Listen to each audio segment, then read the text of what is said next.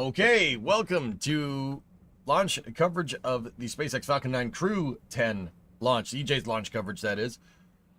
How you doing, guys? We are picking up the count here at T-minus 3 minutes and 36 seconds. And, yeah, we'll jump right into the coverage here. So if you don't know, Crew-10 is an ISS rotation mission. It's launching three astronauts and one cosmonaut. I was about to say 4 astronauts. To the International Space Station, and right now they are getting suited up for a launch at 7:48, I believe. 7:48 Eastern Time out of Launch Complex 39A at Kennedy Space Center in Florida. So I'm going to stop talking. I'm going to bring you into the live coverage here. Here we go. Let's the crew to be there with our boss and pop just them in there. You know, enjoy one of these traditions along the audio way. I up think and it's balanced. one of the things that keeps it special. Hey, Laser, 45-month resub. So what they're doing, what the crew's doing right here, they play a card game, and they play basically until they win to get all the loses, all the L's out of the way, so that you have no bad luck today. So there's a shot of Falcon 9 poised on the pad at 39A, and crew is already suited up and ready to go. They've done suit lead checks, and the card game was the last thing they do at the operations and checkout building. So now they're going to make their way to the elevator, down to the cars to get to that thing to go to launch. Once again, we're T-minus 3 minutes and 35 hours. 3 hours, 35 minutes, 3 minutes, 35 hours. It's a good way to, that's a good, but I can time, I swear. So we're at I almost did it again. 3 hours, 35 minutes and 10 seconds away from a launch here. A hydraulic issue out at the pad with some ground equipment related to the clamp arm. So they got a crew out there that's working that. They made the crew aware, and so we'll wait an update on the progress of that work. Otherwise, everything else is good. The spacecraft is good. The launch vehicle is good. Interesting. An interesting note now about I just said Crew 10. After the long-duration mission is complete, fast-forwarding to the end of their mission, Crew 10 will be the first NASA commercial crew mission to target a return splashdown in the Pacific Ocean. Yep. NASA and SpaceX have been working together towards the certification and readiness for Dragon recoveries on the west coast of the United States. Since 2019, Dragon recoveries have been like this, primarily occurring off the Florida coast. SpaceX is moving Dragon recovery operations to off the coast of California to allow Dragon to complete its deorbit before safely jettisoning the trunk over the Pacific Ocean now, which is comparable to the first 21 Dragon missions. Crew splashdown locations are on your screen now. You see the map. They will be near Los Angeles, Oceanside, and San Diego, California. Cool. The crew recovery vessel, Shannon, will be stationed in Long Beach, California to support the new operations. This will establish this capability that improves public safety. NASA and SpaceX worked for months establishing a number of things. So they had to get new sites, obtain regulatory approvals. They performed engine assessments, software changes, tabletop exercises, and flight rule updates.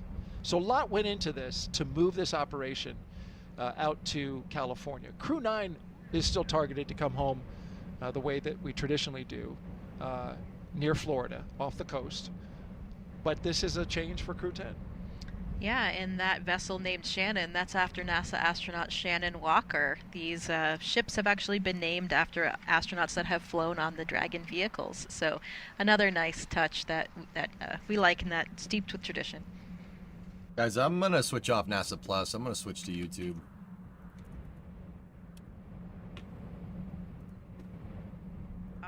You can see Anne McLean signing just underneath her patch, and there's Vapor doing the same thing. This is signing the mission patch across from the suit room that we were talking about earlier. So one of the traditions that we've started as we're getting gearing up for our flight. They'll also likely, or they actually did already place a sticker at the exit, and may or may not do another one. I think as they're heading out, I think that one is not necessarily done anymore.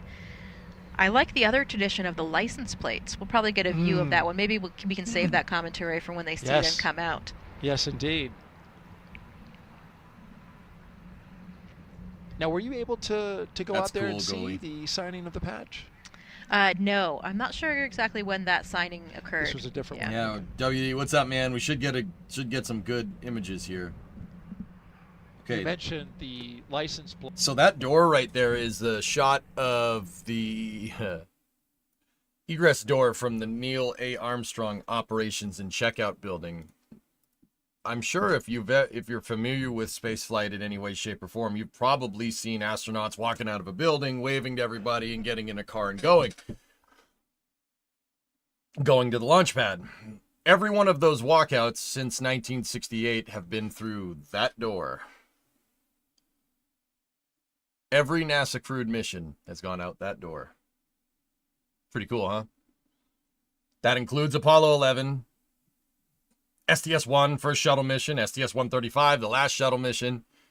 This building here is basically, it serves as an astronaut quarantining zone because they figured out after Apollo 7, you don't really want to get sick before you launch into space.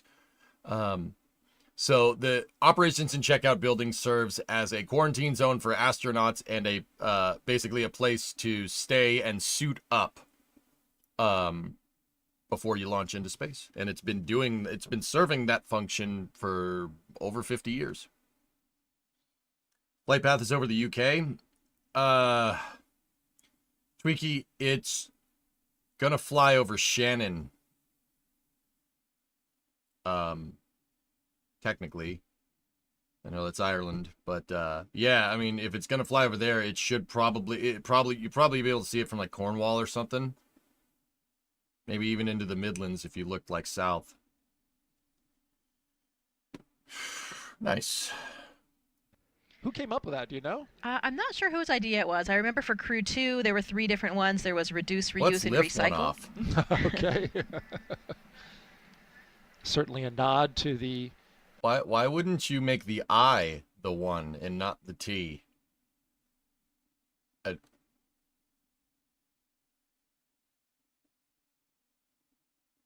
It's liftoff.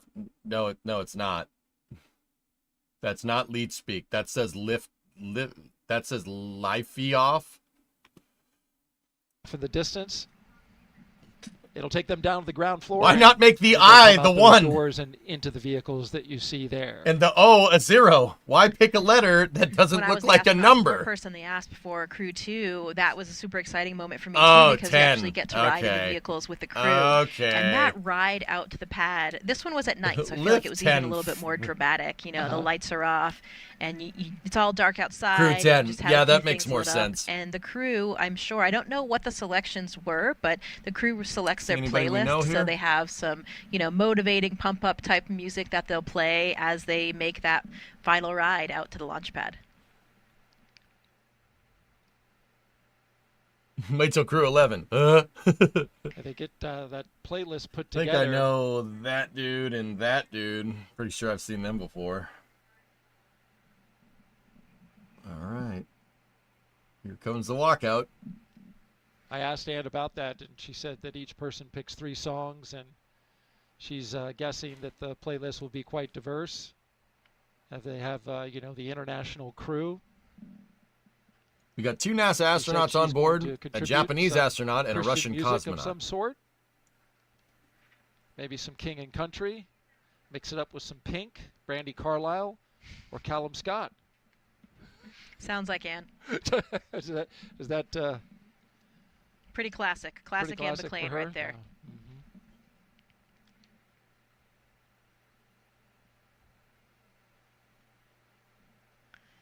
So outside, some of their closest family members are gathered, and a few of our, important personnel, management side for NASA and SpaceX. It looks like John So it's Krause another right cool there. last moment to have that final interaction and real exchange some words, see your loved ones before you head off to the launch pad. Very special moment. A lot of emotions running strong for sure. I'm certain. Everything's good, Chief. Yeah. Need to replace the meatball. It looks faded. Yeah. Yep. It used to be that they could make a final phone call from the launch tower. Not sure if they're still doing that. Yeah, we're not doing those phone calls anymore. That was what, in that previous ASP footage, that was one of the things that I was doing as a support person is there's that old school phone there up in the tower, and you dial the numbers for the crew members, and they make that kind of final call. But it wasn't really something that was as pertinent as it was back in the day, now that, you know, you're kind of in comms with your cell phone up until the very last minute. So, yeah, something that we're not doing any longer. And there's a grand view from up high here at the Kennedy Space Center, the Operations and Checkout Building, where we will document the journey from the ONC to Launch Pad 39A. Is this It's different about a than 20-minute drive, the one we launched give the or other take, day? This is depending a on how totally fast they different go. rocket. Yep. But the good news is they get a security escort, so there's no need to stop at any stoplights. Right, you got to make it a little bit more dramatic, you know, with the sirens blaring awesome. and the Rocket different science. colors. It adds to the Yes. whole Ooh. atmosphere.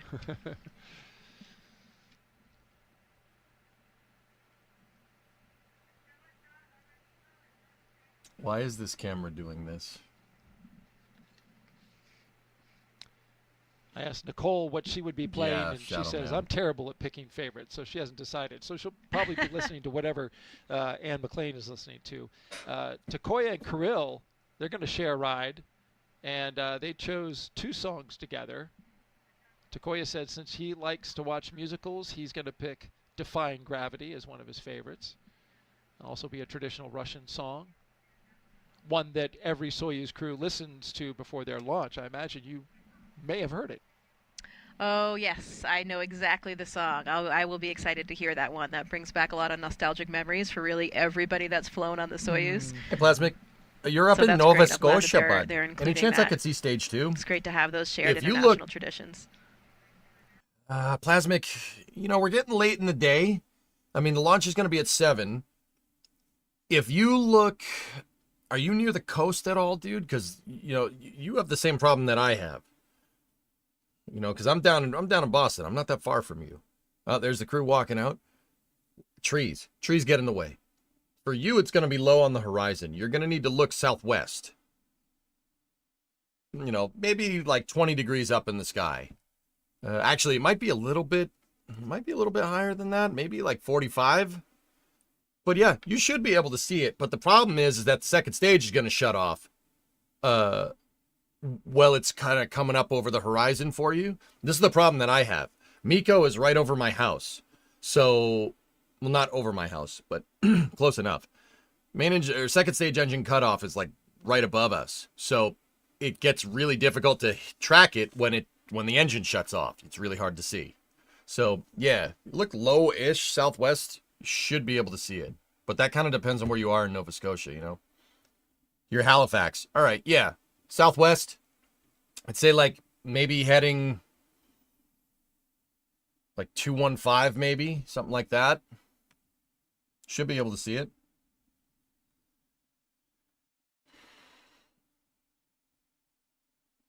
You hope you could see it in Fort Lauderdale. It's going to be low on the horizon. North for you though, Shadow Man. Hey Cammy, what's going on?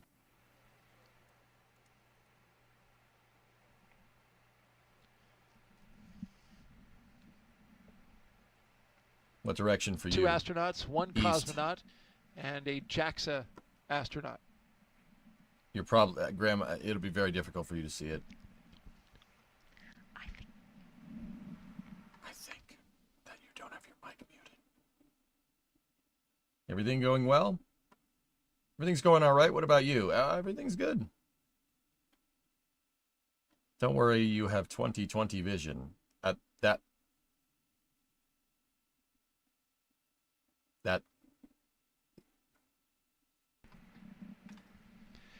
One thing I thought was interesting, talking about Takuya Onishi, I thought it was really interesting, he said this in the press conference, that after his first space flight, he trained to become a flight controller because he wanted to see the entire operation. So who's on this crew? We got 2 NASA astronauts, a Japanese astronaut, and a Russian cosmonaut. The commander of this mission is Anne McLean. Oh, here they go. You'll see him right now. And now here he is. He's going to go up there and be the person that runs the Anne whole McLean's ISS. commanding this Yeah, mission. he'll be the Nicole station Ayers is commander, the and I'm glad pilot. that you brought up that role Takuya that he had as Onishi the flight director. is That's a not mission something that we specialist. traditionally do Right. as astronauts, but it, And Kirill Peskov is a mission specialist too. Yeah, we got 4 on board, mixed nationality crew to maintain operations correctly on the space station. certain things, why they're asking you for certain things, and having that perspective really helps us work more closely and work more efficiently together as a team. He was actually working as a flight director up until his very last training trip to Japan. So pretty recently he was still doing that even while he was in training. So really, really cool story there. Imagine his confidence is soaring. And I think just in that last shot, we saw Haley Esparza and Katie O'Neill come out. They are really our prime points of contact for all astronaut operations in SpaceX. And here they come. CREW-10 taking their first steps outside as they prepare for their journey to the International Space Station. Commander Anne McLean doing some dabbing. Pilot Nicole Ayers, JAXA astronaut and mission specialist Takuya Onishi, and Roscosmos cosmonaut and mission specialist Kirill Peskov. Did you like that dab? Absolutely. I'm not sure of the story on that one.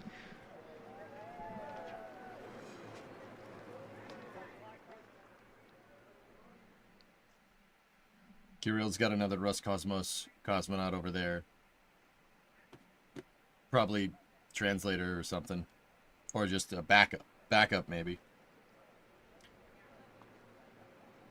See the astronauts throwing up some heart signs. She dabbed coming out of the astronaut ONC. Okay. And there we are looking from close to the doors out to the rest of the caravan. Okay. Kirill Peskov. Looks like he's having some lighthearted conversation. Anne McLean. Is this the guy that with a says, pink "And hat here we that I go" know on the says NSF CREW-10 intro? on it, only Yeah. because you have one as well. The guy commentating is Daryl Nail. He's a NASA PAO. He does all the commentary for any operations out of the Cape. Yeah, he's the guy that and here we go. Yep. At the beginning of the NSF intro. It says CREW-10 on the front, and on the side there is the CREW-10 patch. There's JAXA astronaut, Japanese astronaut Aki Hoshide. So he's here as a support person for talk today. Very experienced astronaut. He's also the booster. I see Chell boosters in Lindgren ignition behind the Tesla there Yep. as well. Chell is there astronaut. standing with Joe, and he is currently serving a role in as the director of the Flight Operations Directorate. So kind of the boss. He's really the boss above the astronaut office right now. Okay.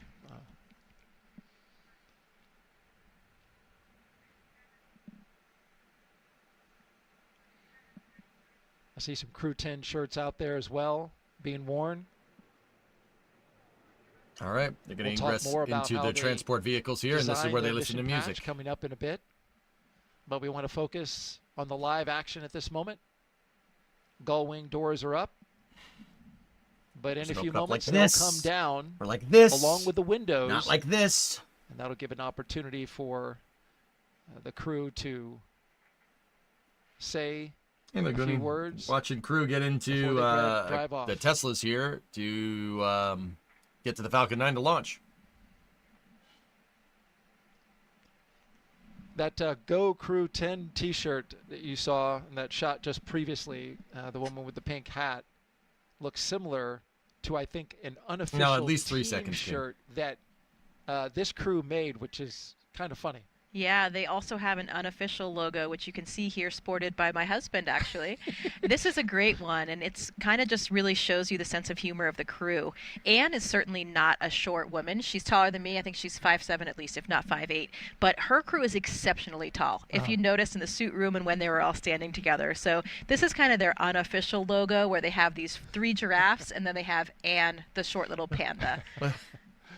With her call sign and Nimol below. Yeah. No, That's right. That call sign is something that she had from her rugby days when she played with the Atlanta Harlequins. So we still call her Animal quite frequently in the astronaut office as well, and it's a call sign that really suits her personality. You don't earn a nickname like that unless you can really lay down a hit, I'm guessing, in rugby. You know what I mean? Absolutely. Lay down a hit in rugby. you ever watched a rugby game ever? We have the commander and Have you the ever, plane have you ever, and have you ever the watched pilot Nicole Ayers What? in the second Tesla, and then in the third Tesla are the two Oh, mission what? specialists, Kirill What? Peskov What? and Takoya Nishi. Do you know how rugby works, dude? You see there NASA security. Yeah, you're really gonna be able to We'll be lay leading down the a way. hit there. I'm sorry, I like Daryl. Daryl's And cool. what a beautiful It's day just funny for to me, all dude. involved It's to be funny because he's this outside big watching the Chad-looking crew drive dude, and the away. guy's a The huge weather nerd. is spectacular. It makes me happy. That makes me so happy. And that last If shot you see there, a we picture saw of him, Anne's be like, mother whoa. by the side of Like the this car guy, and, like, getting her the last goodbye biggest, there. That chadliest was Kelly person Curtis, you've ever who's seen. escorting for our says, office. says stuff like Kelly that 'cause has he's a had nerd. an I incredibly love it. personal and close Makes me role so with so many happy. astronauts and their families. So it's such an important role that she plays for us. Oh, And there are the boy. windows down as Anne says some words out to the folks who have gathered there. We are gathered They're here clearing the way today. and Wait, will what? be departing momentarily. I don't know, John. Maybe. And there's the wave goodbye. All They right, are here we off. go. On their way to Space Launch Pad 39A. Space launch Crew pad. driving away from the Neil A. Armstrong Operations and Checkout Building. Launch complex This will start the 39A. 20-minute drive with a full security escort across NASA's Kennedy Space Center, including right by the vehicle assembly Tesla's building, driving which themselves, we'll see in a few no. minutes. Yeah, Peter, that's what I'm saying. It's like, oh, you lay down a hit of rugby. What are you talking about, dude? Have you ever played rugby?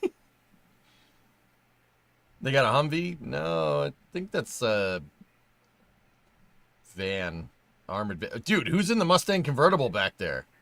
Hell yeah. As we watch the crew make their way to their launch pad and waiting rocket and spacecraft, let's hear from the crew. And we begin with Commander Anne McClain. When I get asked why we explore, oftentimes I think, what would our society look like if we didn't explore? What would our society look like if we didn't ask what was over the next hill, what was across that ocean, and for us now, what's beyond our planet? My name is Colonel Anne McClain, and I'm the commander of NASA's SpaceX Crew-10 mission to the International Space Station. I was 3 years old when I first told my family that I wanted to become an astronaut. Nice Trans and Am. I'm fortunate that no one of my family told me that it was impossible to do. They all said, that's going to be a lot of work. And they were right. But they were ready to support me every step of the way. They reminded me of my dreams if I started to get discouraged, because it is a long and challenging road. One thing I knew about becoming an astronaut is that not a lot of people get to do it. It was important to me to choose a career that I was going to love and be fulfilled in, regardless of my selection to becoming an astronaut. So I chose to serve my country as a helicopter pilot and an officer in the United States Army. I still am an active duty officer in the Army. It's something that brings me a lot of meaning to be able to serve the American people in that manner. And it's something that I would be doing still every day if I was not fortunate enough to wear this blue suit. This is my second flight to the International Space Station. I think on your first flight, there's a lot of unknowns, right? You don't know how it's going to feel to go to space. You're very focused on making sure that you know your stuff. On this flight, as the commander, I'm really focused on building a cohesive crew. So over the last year and a half, I've had the pleasure of working with my crewmates on Crew-10, Tak, Nicole, and Kirill. We've shared a lot of meals together, we've traveled together, we've done some tough sims together, and they are three very special people to me. And now we get to go launch to space and do this incredible mission with our good friends. The International Space Station is a proving ground for a lot of technologies for deep space exploration, but it is also a national orbiting laboratory where the U.S. can work with universities, research labs, other countries to develop things that benefit us on Earth, everywhere from cancer research, Parkinson's research, materials research, and at the same time, we're looking at the things that we're going to use on Mars and future moon missions.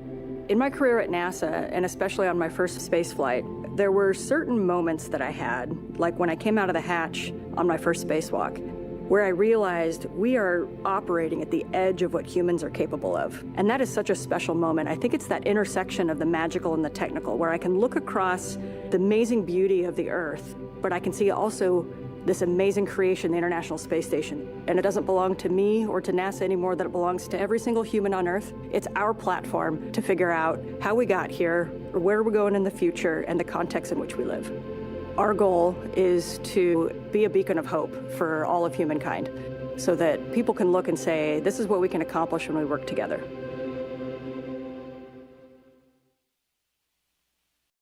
And just in case you were wondering, you know, Anne McLean, she said she was in the Army. She has 216 combat missions over a 15-month deployment supporting OIF. 800 hours in an OH-58. Not bad. Not bad at all. Take a further step, we learn something and we learn how to adapt, and that is Yeah, so important to not humanity. bad. We are explorers. If you know each what and every Keel was single one of us. due. Yeah. My name is Major Nicole It's pretty Vapor good. Ayers, and I am the pilot on NASA's SpaceX CREW-10 mission pretty- to the it's pretty International cool. Space Station. As a little kid, I always wanted to be an astronaut from the time that I was about knee-high. Growing up in Colorado really inspired me to go explore. I loved exploring in the mountains and learning how to camp and hike and live in a weird and It's exciting not environment. public, no.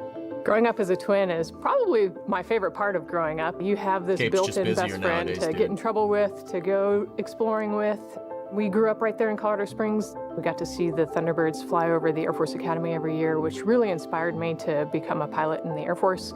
I always had an affinity for the sky and for space. Being that an next to the F-22? Air Force Academy kind of was the natural path for me. So I was a very Yep. serious little kid who set my goals really high and worked really hard and never got bumped off that path. I got my wings in August of 2014. For piloting And commanders then I in flew Tessie, yeah. F-22s in Alaska, got to do some great flying up there in the mountains. I had a no-notice 6.5-month deployment. From there is when I moved down to Houston to start my job as a NASA astronaut. CREW-10 is a group of pilots who are going to space together to execute science and maintenance. We are about to launch to the International Space Station for a 6-month rotation aboard the orbiting laboratory. We've got a great group of humans who are funny and caring and kind and also wicked smart and capable and efficient. Our major goal is to get to the space station, execute the mission as well as we possibly can, and then come home still funny, kind, and caring about each other. Doing science in space is so important because here on Earth, there's gravity and it's a force that holds things down, and in space we can remove that force. And so we get a glimpse into processes and forces and structures that are too small or too weak and they can't actually flourish here on Earth. Long duration spaceflight is so important for human research to figure out how humans adapt and what happens to your body in microgravity.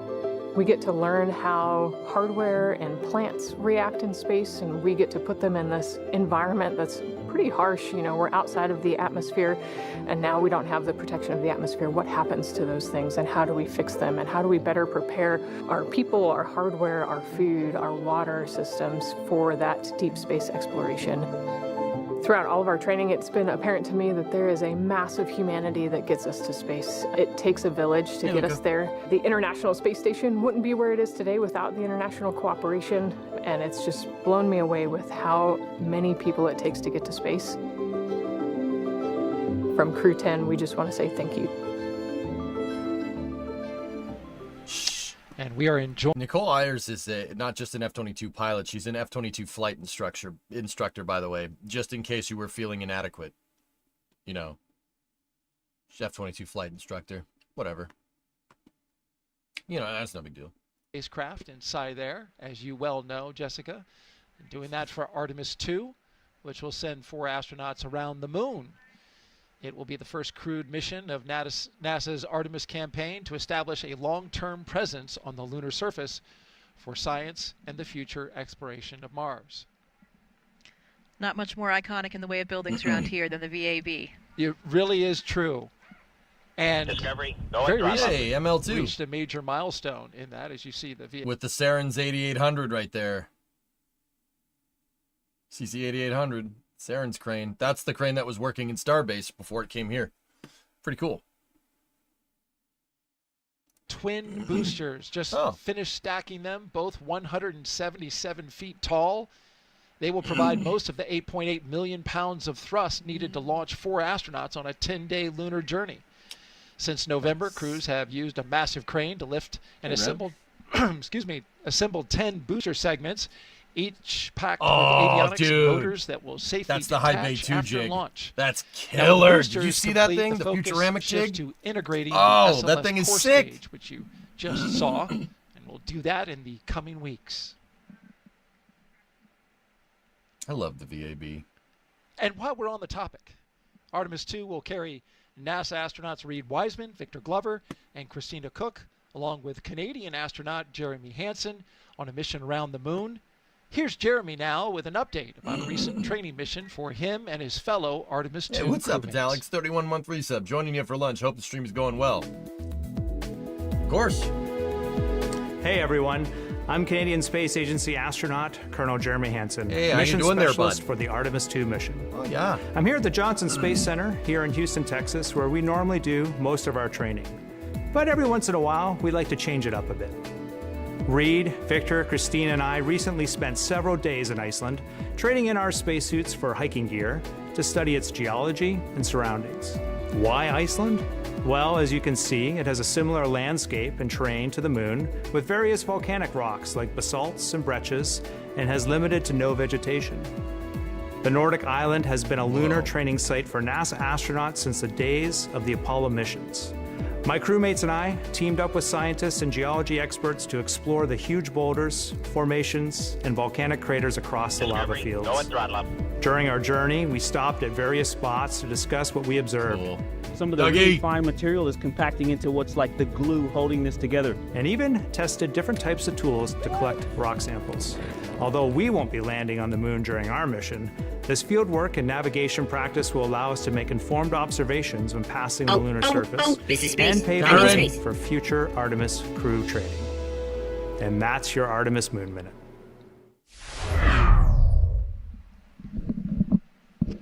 For more Artemis updates, scan the QR code on your screen or visit nasa.gov/Artemis-Roman numeral 2 or 2 capital I's.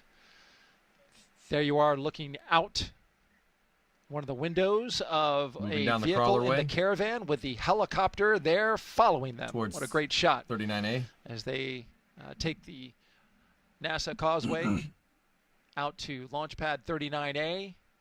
We're doing a little work, a little construction there on the side of the road, but not to worry. I have to stop when I get to that part of the pad and wait for the oncoming traffic, and then we get to go. But when you got a security escort, you just cruise right on through. The construction is them widening the crawlerway access road. They're widening it. If you're a Starship fan out there, they just happen to be widening it to the same width that they widened Highway 4 at Boca Chica.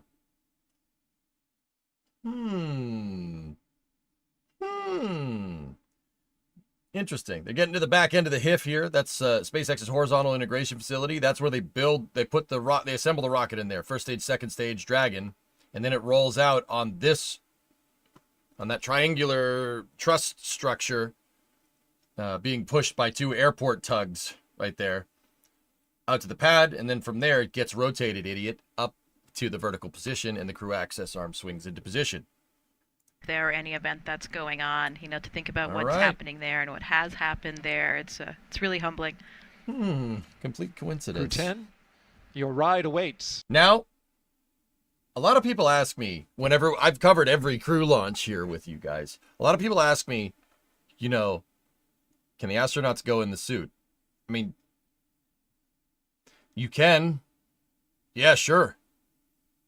You have to pick it up later in microgravity. That's not preferable. I don't think that's fun. I don't think everybody wants that. There's a Starlink on the back of that Tesla.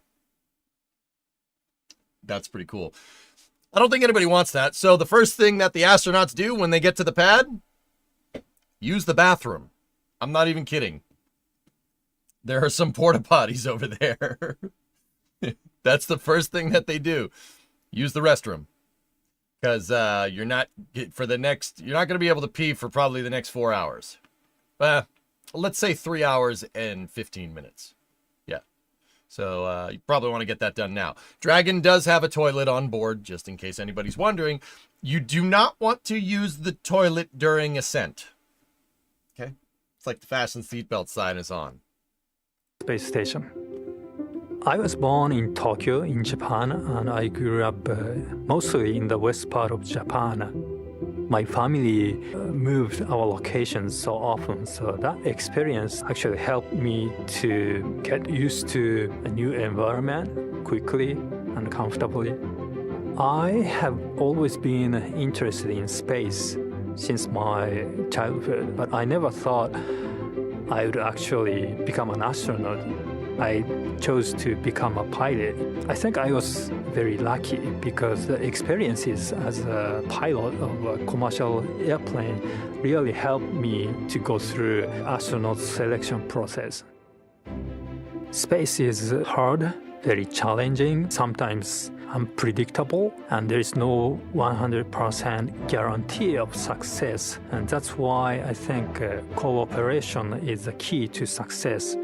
Each country, each crew member, each agency, each company brings its own expertise and its strength in order to be able to cooperate as a team. And I hope our CREW-10 mission becomes one of the best models of that cooperation. We've been training together more than a year. I believe we can be very successful in our goals and build a closer friendship among all of us. Yeah, I think it's better. And of course, most importantly, have a lot of fun together. While we are on board the ISS, we are going to perform a lot of scientific experiments, including some medical experiments to better understand our bodies and for future space exploration. Our ultimate goal is to go to Mars, but it's not an easy journey, and when we face a new challenge, we must solve it step by step. Continue pushing the boundary of possibility makes us gain new skills and also enhance our experiences. What I like about the International Station program is each country brings its own strengths. It's like a patchwork quilt. Each country is just one patch. Putting all the patches together creates one beautiful quilt that is ISS. Arigato, Onishi-sama. The other mission specialist is Roscosmos cosmonaut Kirill Peskov. Let's hear from him now.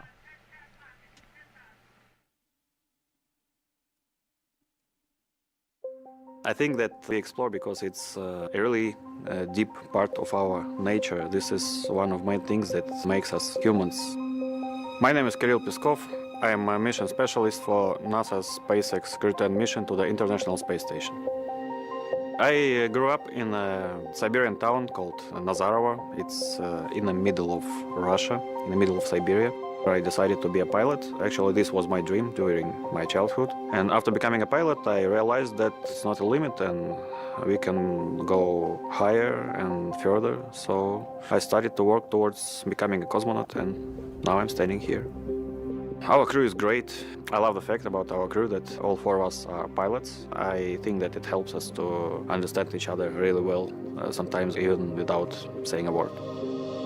Every day we learn something new about each other. The training itself, this is the thing which brings us closer.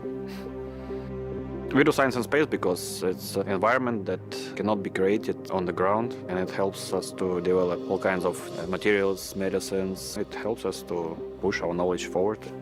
I think doing research is not only on station, but everywhere is somewhere deep inside in human nature. And this hunger for exploration, this is one of the main things which drives us forward and helps us to survive as a species. I think it's hard to overestimate the value of international cooperation in space exploration because it takes much time and effort, represented by how much money spent to space exploration. So, like, more people and more ideas we have, faster the exploration goes and safer and better our life on Earth becomes. I love the space exploration because it's the endless process. When I became a cosmonaut, I was surprised how big this team is. The team who makes these flights possible. It is like thousands and millions of people, and what I would say is to say thank you, not only for aerospace industries, industry agencies, but also for all the people who are involved in creating something and in different kinds of research. You are making the world better. Спасибо, Kirill. And there you see our commander and pilot making... So, Kirill Peskov is a pilot as well. Dude, all four are pilots. That's actually super cool. He's type rated on a 757 and a 767. Not bad. Not bad at all, dude. Oh, he's younger than me. Oh, I hate that. I hate that a lot. Oh, Arm now in I feel arm. bad. Oh. That's got to be a great moment for them. Oh, God. I imagine Anne is Crap. probably taking a moment to pray. It is daytime. Yep. Yeah, there is a lot going on right now in terms of, thinking about all of the preparation that's gone into this and these final moments as you're looking up at the rocket and getting ready to board that elevator. And I can no doubt be sure that Anne is providing some inspirational leadership words as well, because those are the things that she is just natural at. And now into the elevator. Okay, people are wondering, FOD critical area, foreign object debris. That's what that means. That means make sure you got your hair nets on. No, you don't want any contamination on the spacecraft. You don't want to introduce like dirt or dust into the filters, especially on a spacecraft or in a clean room environment. You can jam up the filters, and I don't think I need to tell you why jamming the filters on a spacecraft where you have a closed loop oxygen supply is not a good idea. That's what that means. FOD critical area. You have to like wear PPE and stuff, which is why anybody up here that doesn't have a spacesuit on is dressed like a ninja. And just to get some other stuff out of the way, if you notice, the pad ninjas, I don't know why I did this, the pad ninjas have numbers on their back. They have numbers on their back because when you're wearing that much PPE, it's really difficult to tell who's who. So they do have numbers on their back, like a football team or, pick your sport that you like, to help signify who's who. They also have a name tag, just in case you were wondering. In a press conference when she said rugby. Lay down the hits in rugby. She ascends the stairs along with Nicole Ayers that we were just talking about. They like to do the pre-flight check, right? Check out the aircraft, look at all the compartments, check the logbooks, maintenance books. But they rely on a very large team to do that when you go to space, because as pilots, they can't do that in this situation. They have to rely on the men and women of NASA. Should do Pad Ninja Bingo. To get this equipment ready to go. Yeah, and that's one that's of the right, things David. They'll do that for last. us as astronauts is so important, and it makes these roles that we have on the ground. So the cool thing is that the elevator, this structure was reused. This structure is actually originally from the Apollo program. It was used as a launch umbilical tower to launch Saturn V's. During the shuttle program, they reused it and put it out on the pad at 39 here. And they use that for crew access for the space shuttle. Now SpaceX uses it for crew access to Dragon, right? Super, super, super cool right there. The elevator inside of that, what's called the fixed service structure, the elevator has a button, and that button says space, and that gets you to the floor where the crew access arm is. Have the time or the know-how to inspect all these things. So this is inside of the crew access arm. This is a positive pressurized clean room environment, meaning there's HVAC going in here that's pumping, constantly circulating clean air in there, and it's actually trying to pressurize it so the doors make a draft. That makes it so it blows all the dust and dirt out. It helps minimize FOD, like we were talking about.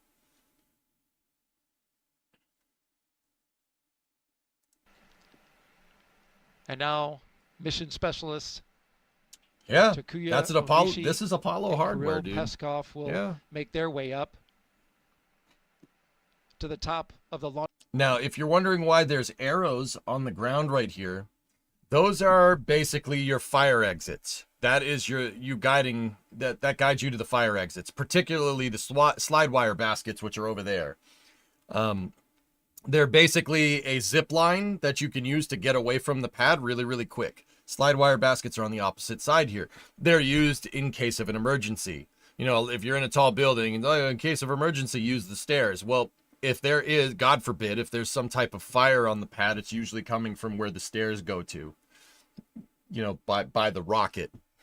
So astronauts, in case of emergency, don't use the stairs, don't use the elevator, use the slide wire basket and get the heck away from it, because if you need to use that, that means something's on fire and you need to get away from the pad extremely quickly. So those arrows are on the ground to kind of help guide people over to the slide wire baskets, because you're if you egress, you're egressing in your suit and you can't really see what's going on. It's really easy to just look down and see the lines. Now, inside of the clean room here, it looks like Anna's gotten in and Nicole is ingressing into the spacecraft here. They have signed their names around the NASA logo over there, if I saw that right. Every NASA mission signs on the NASA logo, but over there to the right of that logo, there's a SpaceX logo too. Any SpaceX private missions sign the SpaceX logo. Here's Kirill and Takuya coming up the crew access arm here on camera. Heading over for spacecraft Ingress. They will sign their names too. Use the slide basket, just like in rugby. Yeah, just like in rugby. How'd you know? Sign that NASA meatball that you see on the side. Once they exit the slide, where do they go? Or do they just run like hell? There are ex-military MRAPs down there. A explosion NBC saved armored vehicle. The Army uses them for patrolling. It's just, dude, it's a gigantic armored truck. Yeah, there you go. Sign their names. See, over here, you could see all of SpaceX's private missions. So this is, over here, you'd have AX-1, AX-2, AX-3. You'd have Inspiration 4, Polaris Dawn. From 2 will be up there soon. And then on the left side on the NASA logo, you have CREW-1 through CREW-10, and then the DM2 mission. Bob Behnken and Doug Hurley in 2020, in May of 2020, were the first 2 people to sign that. I think that helps you operate above any latent stress or anxiety. I mean, of course, we're humans. Of course, we have all... You know what the crazy thing is? The first people to sign that, I was just thinking about that. First people to sign that, the logos over there at all, were Bob and Doug in May of 2020. Look at how many people SpaceX has moved into space since then. It's pretty damn impressive for less than 5 years. It's pretty good. Is Fromm going from 39A or 40? I don't know, David. That's actually a good question. I would also like to add that there are 2 signatures that aren't on this wall because CREW-9 launched from Pad 40. David, you actually reminded me of that. How about that? I've heard other astronauts say that all of that training, just like you mentioned, it is muscle memory. They have done it so many times that it feels like on launch day, just part of the training. Yeah, and it was certainly like that for me on my launch. You know, people always ask like what you felt like. And this is live, Jacob. Yep. Is this Dragon brand new or reused? This is a used Dragon Xanax. It is Dragon Endurance. This is its 4th flight. The end of the day was going to be different. You know, I was actually not going to go home to the cottage for dinner. I would be in. It's on my list of things to do, Jojo. You know what my big problem is? I'll be 100% honest. And my sleep schedule is screwed. When I came back from Texas, from the Central Time Zone, I came back to Boston on the day daylight savings time started, or ended, excuse me. So I spent 2 weeks down there. I got acclimated to Central Time, and then I moved back, daylight saving times plus 1 hour time difference, right? And now my sleep schedule's all screwed up. The only time I have to get to the post office when it's open is in the morning. I keep sleeping through my alarms, dude. I'm ashamed to say this, but yeah, a 2 hour time zone shift jet lagged me, and I'm really, really, really embarrassed to say that. That's what's going on, dude. I got doubly screwed in the time change, dude. I'm all messed up. Dude, I went to bed at like 3 in the morning. Because 3 in the morning would have been like going to bed at like, well, not been, like, I think it went to bed at like 2:30 or something. Going to bed at 2:30 would have been 12:30 2 days ago. Or a week ago. It really screwed me up, dude. So I'm trying to fix that, and then I'll get to it, man. to see the reefs Don't off of get old. Australia. Don't The get old. Patagonia It ice sucks. fields, another favorite spot of mine. Where these like glacial tongues kind of come down, and you see these high altitude turquoise lakes, and it reminds I got you jet how lag from beautiful the Central planet Time. is. And Like, there are what? so many places that I know now that I need to explore that I weren't even necessarily on my list before. Are you my planning mission. on watching Flight And you saw 9? Antarctica. Reactions? I'm probably going back down for Flight 9. I guess I kind of made myself a job down there with NSF, kind of inadvertently, because I just fix everything. I'm not complaining. I really, really, really enjoy seeing starships launch. I really, really enjoy that a lot. Yeah. Just become a T-800. Oh, yeah. I just got here. Did you see the NASA authorization bill? Kate, I have not. Uh-oh. We'll see. Das loves you now. Yeah, I kind of went down there and made myself useful, and now the problem is that I made myself useful, so I'm just going to have to go back down again. I'm sorry. It's good news. All right. Link it up, Kate. Are you still getting food? Might want to delete that pinned comment. I can report to you that the propellant tanks, streamer propellant tanks, are nominal, so I will unpin this message. Thank you, Revo. Somebody's got to fix Jack's car. Yep. Oh no, I get to go see the big rocket fly. I'm so upset by this. I would love to visit that place. G-Star, everyone should go visit Starbase. Dude, do it. Stop dilly-dallying and just do it. Just get down there. Just once. Right, dude? Who knows how long, SpaceX wants to incorporate Starbase as a city, right? So who knows how long we're going to have this kind of access. You know what I mean? You have insane access. You can walk right up to stuff. Not like, well, within reason. If a booster is rolling by or a ship is rolling by, you could just stand on the side of the road and watch this gigantic skyscraper of a vehicle move past you. And stay in a resort too. Oh, the horrors. I never even used the pool or the hot tubs, David, to be honest with you. I didn't have the time.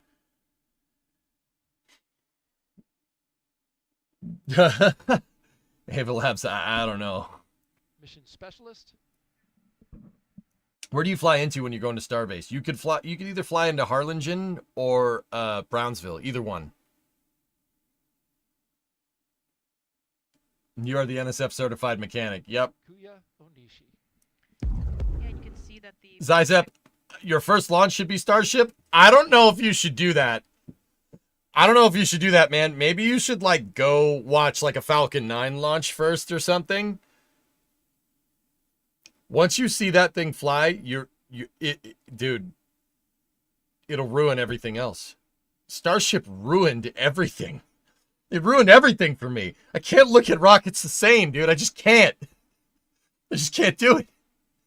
That thing is so ridiculous. I don't mean to geek the frick out, but holy balls, that thing is cool. It just, don't get me wrong. I love this. This is great. I love it. It's awesome. I love all rockets.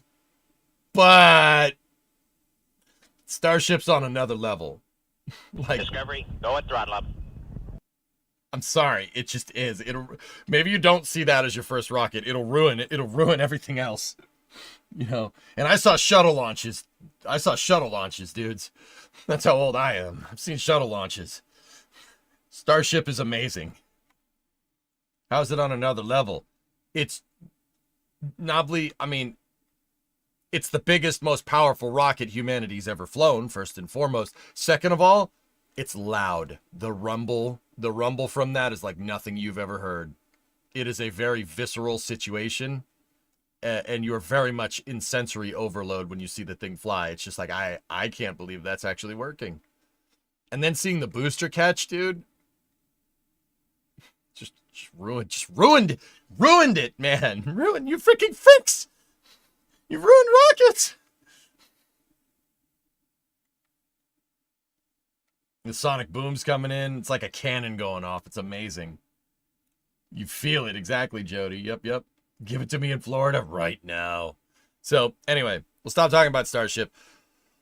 All 4 crew members are ingressed into the spacecraft. What they're going to do now is do suit leak checks.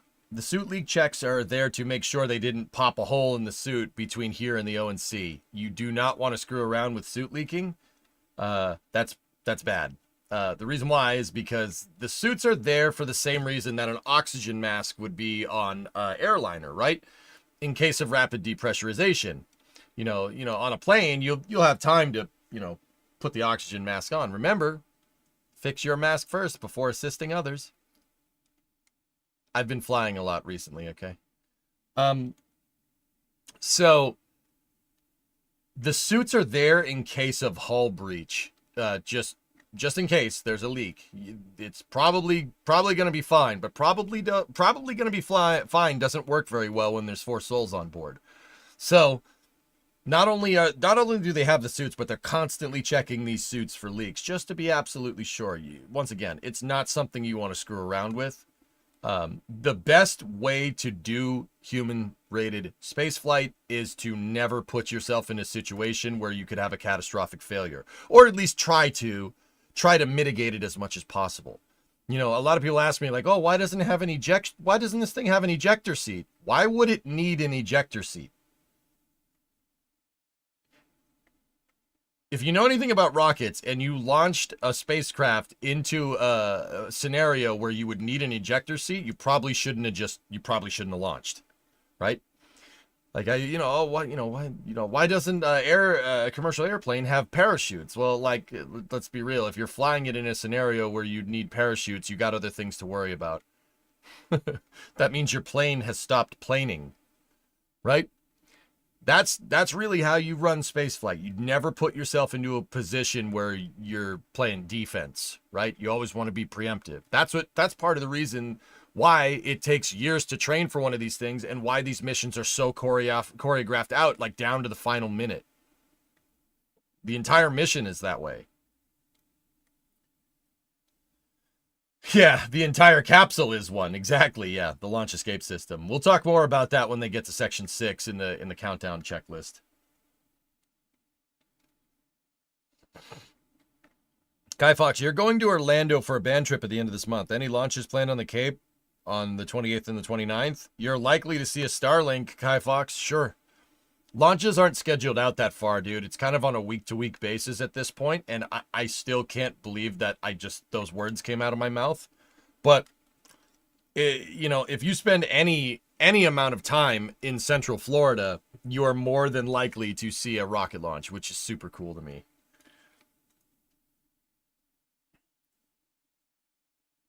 "14 is snapping pictures." Yes, you'll see the pad ninjas doing that a lot, guys. The reason why is because every single... Is that a smelling salt?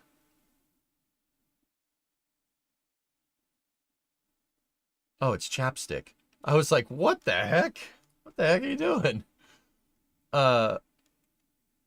If you see the pad ninjas take pictures, it's because every single step is documented. You tighten a bolt on this spacecraft, you take a picture showing the bolt tightened. Now, why? Why do you do that? Why do you got to document every step? Why do you got to document them putting the seatbelts on? That's just in case something goes weird. If something goes weird, you have the pictures and photographic evidence of what happened, and it helps obviously, like, to confirm that the checklist is happening on time and on schedule, but it also could be used later in case something goes wrong. Now, like, don't get me wrong, I don't want to talk too much about this because it's bad juju when there's people on board, right?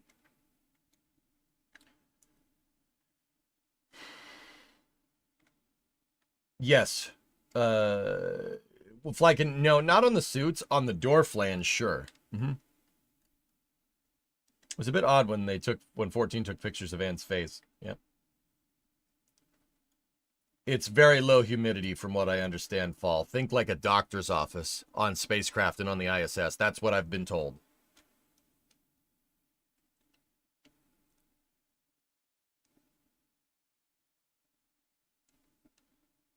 Yeah, Jody, exactly. That's the reason why I don't want to talk about it too much, because the bad juju. I don't think it's right talking about loss of crew and why you'd take a lot of pictures. Let's just say document everything and go from there, you know. Hey, Caligula, 110-month resub. Miff had a 68-month resub in there too. What's up, dude? All right, here I'm gonna unmute. And I think that's just biology. You know, those neural networks in their brain are already formed, and even if it's been 5, 10, 15 years since they've been in space, they're suddenly reactivated, and that's right, they're Rev. just able to deal with it from the beginning. So I was wondering, I asked Anne to pay attention to that. Can you briefly explain this mission? Sure, Nobly. This is a ISS crew rotation mission. These 4 on board here is an international crew, 2 NASA astronauts, 1 Japanese astronaut, and 1 Russian cosmonaut. And they're going up to the ISS for a 6-month stay. They're going up there to relieve, this is the CREW-10 mission, they're going up there to relieve the CREW-9 mission, right? They'll get up there, they'll rendezvous, you'll get a slight overlap, so CREW-9 can hand over their duties to CREW-10, and then CREW-9's going to come back down.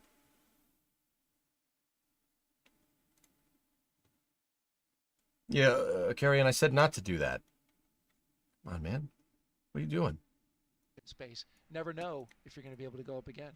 Yeah, that's incredible advice, and something I think about a lot as well. You Of know, old age, of having course. that Ah, conversation with yeah. my commander, the Capitano, Nice and save. it was his second flight. And I remember him telling me that there are so many things from his first flight that he didn't really remember. I was like, what the heck, because, man? you know, What are you again, your doing? brain is so overwhelmed. You're so, you know, you're thinking, please don't Who's mess taking up, command please of the don't make a ISS? mistake. I'm not And you're 100% thinking about sure the who they're next going to thing hand or it the over to. intensity of Hermia. what it is that you're about to do, and so you're kind of forgetting to just enjoy that moment. And Do they use the appreciate that same moment. rocket to come back down?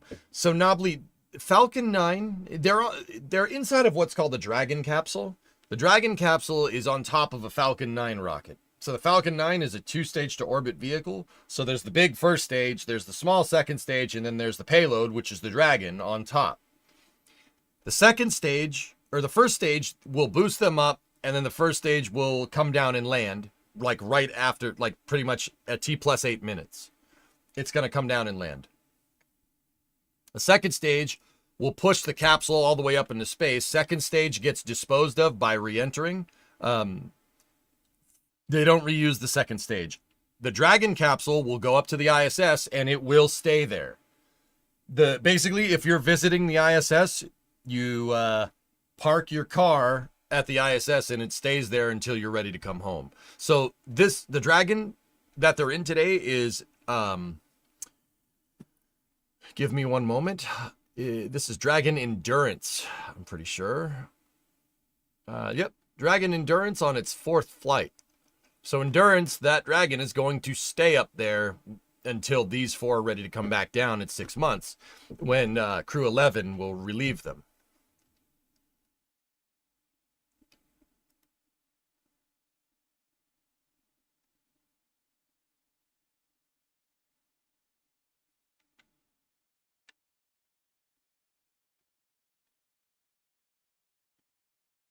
They hand over command probably on Thursday, John, if I was remembering right. There's usually a week overlap between one crew coming up and the other one coming down. With this particular one, with CREW-9, it's only going to be 3 days.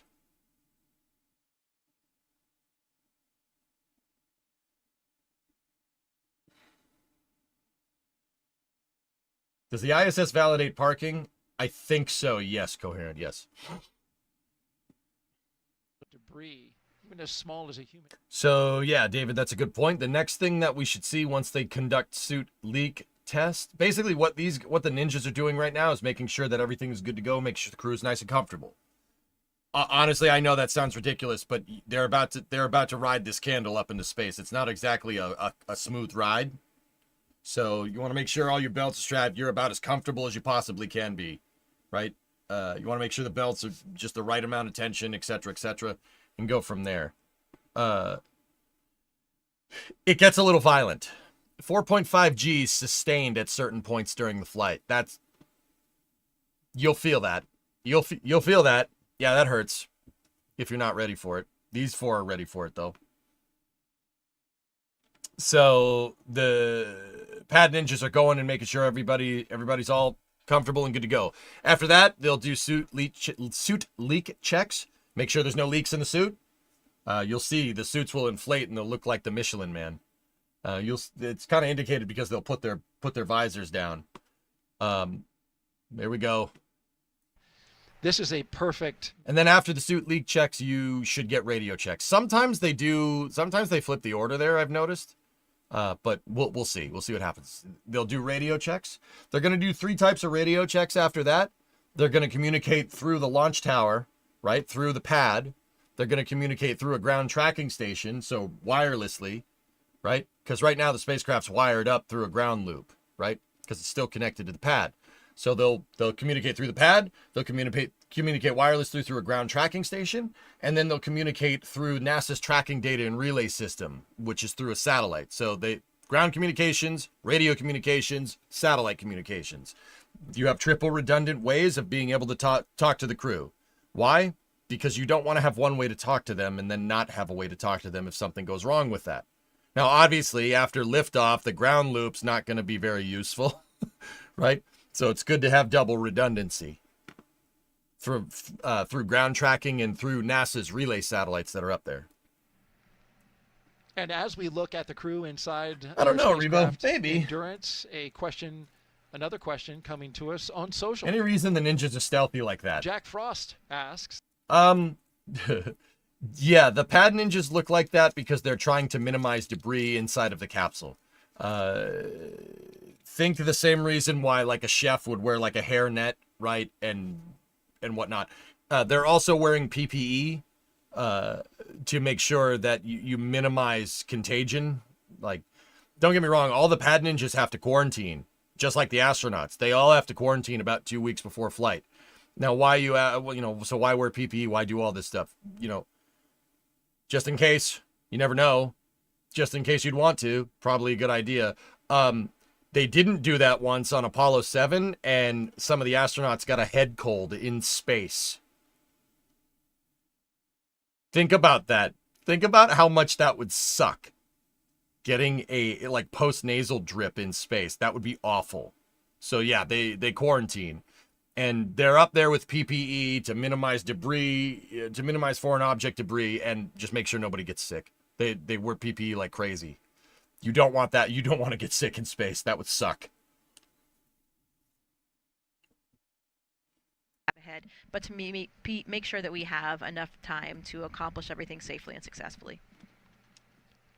And on that timeline, this is an area, as you mentioned, where they do have a little extra margin. Oftentimes, if everything goes according to plan, they'll have a little extra time there. I don't know if they train for that particular thing, Flykin. Who knows? Probably.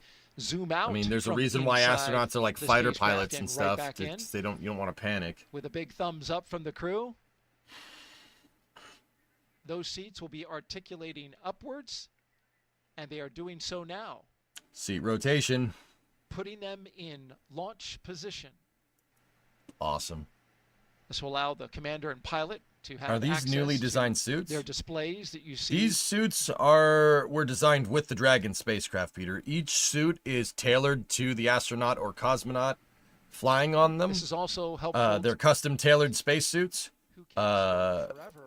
And yeah, they first were introduced in 2017, albeit in an uncrewed fashion, on the DM-1 mission. The DM-1 basically launched a crash test dummy with the spacesuit on into space. And then Bob Behnken and Doug Hurley, on DM-2 were the first people to fly with them. And NASA and SpaceX have been using them ever since. Where is the toilets? There's only one toilet, and it's over there. It's above the door, believe it or not, to get into the spacecraft. Oh, excuse me. Actually, it's below the door. Sorry, orientation. See those long giraffe legs with good view right it's there. It's below the docking port. There it is. Jessica mentioned. I thought it was up here. It's actually down there somewhere. We saw at the beginning of the. They have a curtain too. All right, inevitably, let's just get this out of the way. How do you go to the bathroom in space? The toilet is a very, very gentle vacuum cleaner. How else are you going to do that? Am I right?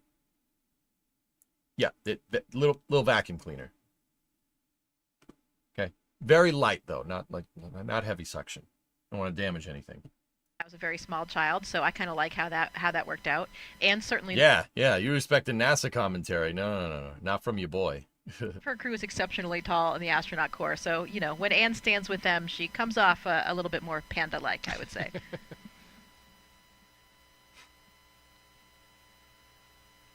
Discovery, go at Hey, throttle up. windmill. 27. I think so, dude. Yeah, this is the first time a spacecraft has gone up with So the 2, next came few back with 4. milestones we should see. Dragon, SpaceX, you are go for Section 2, suit leak check preparation. Here we go. That's right, is suit leak check. This is the second of the day. We are go for Section 2, suit leak check prep. Discovery, go at throttle up. So you will, No. after that brief initial... The suits that flew on Inspiration 4 were basically a version 2 of this suit that specifically is designed for extravehicular activities. These suits are not those. These are kind of the Mark 1 Dragon suit. Each one of the crew members. But right now it's Hey, suit Cody. leak check. What's up? Thanks for So- covering the launch. Thanks for being here. They are about to inflate. They are about to inflate. Yeah, watch. They'll inflate the suits and they'll look like the Michelin Man. I wouldn't call it a rescue mission, Spoon. No. I wouldn't call it that at all. They were just waiting for the next bus, dude. As we await this this next milestone, I want to go back to what you were talking about and the memories of being Get in space. inflated, idiot. And That's what I'm trying to say. how clear are the memories of your spacewalk when you were outside? Now would be a bad time to pass gas? Well, yeah, if you're sealed inside of your suit, the only one you're going to crop dust is yourself. Just saying. It all in to pause. Yeah, again, as we were talking about earlier, you have to be intentional No, about Flankin. stealing a few of those moments for yourselves, especially They're not an when it EVA comes to suit. You don't need a spacewalks. sun visor. They're only Spacewalks are designed the to work riskiest inside of thing the that we spaceship. do. They're the most challenging. Now, the suit that Isaacman wore for that EVA, that had a sun visor. Sure, that's one of the differences. Doing the right thing for the piece of hardware that you're trying to repair or replace or whatever the task is that you're doing, and most importantly to They're keep not- you and I your don't know partner if they're safe. rigid hinges, so Mike, on, to be that really honest with you. demands a very, very high level of concentration. And, you know, the astronaut mantra is always kind of echoing in your head of like, don't make a Series mistake, 4, don't make a mistake. 1968, launched with So you 1 have and to landed with remember, 3. you know, you get very caught up in the task and the minutia of what you're doing. SpaceX Dragon, Section 2, 2.9, care complete, ready for leak checks. Here we go. So, Commander Ann McLean has informed Mission Control that they are ready for suit leak. Meanwhile, the pad ninjas on the outside are inspecting the door flange. The door needs to seal. If it doesn't seal, oxygen leaks out of your spacecraft. You probably don't want that. So what they're doing is they're inspecting the seal to make sure there's no contamination on it whatsoever, so they can get a good seal and not have oxygen leak out of their spaceship. Yeah, like I said, you probably don't want that. I was working with one of the batteries that we had, and Christina was below me. And as I They're looked launching down, in about 2.5 hours. I saw Nazi. the view. We were actually coming over those Patagonia ice fields that I was describing earlier, which is one of my favorite I haven't heard spots. And I anything, Peter, remember but I had it seeing muted. that and just waiting for a second and thinking, okay, wow, this is pretty extraordinary. You know, If they had a leak, how long could those suits hold up there if they had to do an emergency abort and come back down? The suits are plugged into the same environmental control systems as the capsule, so they would have plenty of time. Just shut off pressure in the capsule. Easy peasy. sense of movement and Just motion do what that they you did have during is that the Inspiration Earth is 4. spinning very Same quickly idea. below you. And it's really an extraordinary feeling. I remember as well, Christina and I were under the airlock. We had a moment, so had a pause, and we flew right over San Diego, where I went to graduate school. And so we took a moment there to make a shout out to all of my friends and colleagues that live there. But, you know, really easy to pick out those coastal cities because you have those there. But, you know, really easy to pick out those coastal cities because you have those landmarks. Prepare to fast forward. When you're Preparing looking to down fast at the forward. Earth and Fast you don't forwarding, have sir. the benefit of the borders drawn on a map, a lot of times geography can be pretty challenging. So those coastal areas are the easy ones to pick out. Depending on what you're doing on a spacewalk, though, there can actually be pretty long opportunities that you have to appreciate the moment. And I was really jealous. I remember when I was inside flying the robotic arm, Luca Parmitano and Drew Morgan were doing a spacewalk to fix the AMS, the alpha magnetic spectrometer. And there was this one period of time where Luca was just riding the end of the Canadarm, the robotic arm on the space station built by the Canadian Space Agency, and he was just riding it for a very long time. He wasn't holding anything, he was just riding it and really looking off into the solar system and the universe. And if you know Luca, he's a talker, and he started getting quite philosophical as well and talking about what he saw and how he felt. And I was always very envious of that opportunity because I didn't have one of those natural lengths of downtime where you had really the opportunity to do that. But you never know. On my next flight, hopefully I'll have one of those as well. Well, I hope so for you as well. Because 7:48 it just Mark. sounds spectacular. No, I don't, Tessa. What an honor and a privilege to be able to do that.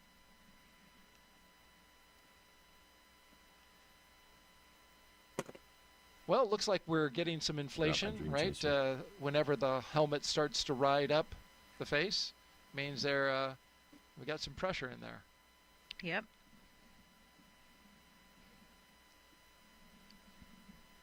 Another social question for you, Jessica. What? Here. Zryan. Let me show you this. You're wondering if the suit's inflated. Let me back it up. Watch. See?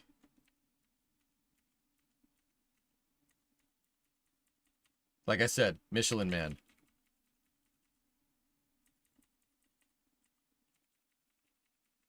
How's that, huh? There you go. You want to see suit inflation? Who noticed it, for real? Isn't a lot that you can do. You can see right now there are okay, suit leak checks are complete. Checks, so it wasn't a very long time. You saw Kirill yeah, actually like reached right in and scratched his nose. So he looked like he did have something like that. Next Dragon, suit leak check complete for nominal suits. Okay. SpaceX copies and concurs for good suits. Additionally, at this time, I have an update on the hydraulics issue that LD briefed during the weather briefing, if you're ready to copy. Here we go. Sorry, 1 bar, Flecken. All right. The hardware is healthy, but we are currently still evaluating system performance. We want to provide an update no later than T-minus 1 hour. If additional time is needed, the final call just needs to be made prior to LES arm, but still expect an update from us no later than T-minus 1 hour. How copy? Mm-hmm. Did we copy the update? We'll expect an update prior to 1 hour and understand the constraint with the LAS Army. Thank you.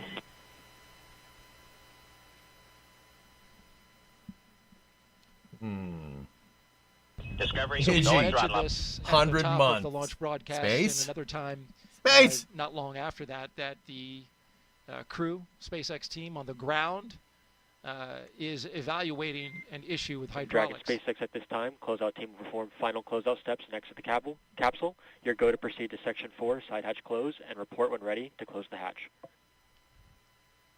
Dragon, copies. Section 4 and work. So that applies to the team on the left. All right. Call out they that we removed just the heard protective ready to the protective close the cover side hatch on the for Dragon. door flange, and now the But pad back ninjas are to going to close that thing when the brief crew is that, ready.